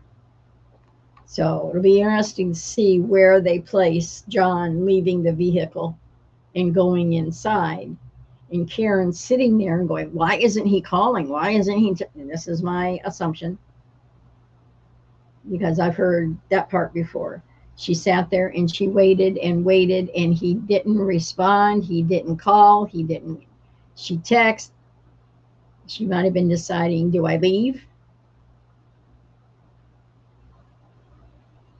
So it'll be interesting to see how that plays out.